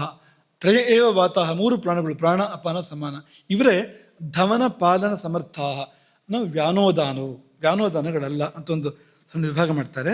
ಧ್ಮಾಯತೆ ಪ್ರಾಣಾಪಾನಾಭ್ಯಾಂ ಪಾಲ್ಯತೆ ಸಮಾನೇನ.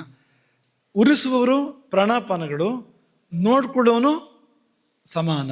ಹಾಗಾಗಿ ಪ್ರಾಣಾಯ ಸ್ವಹ, ಅಪಾನಾಯ ಸ್ವಹ, ವ್ಯಾನಾಯ ಸ್ವಹ.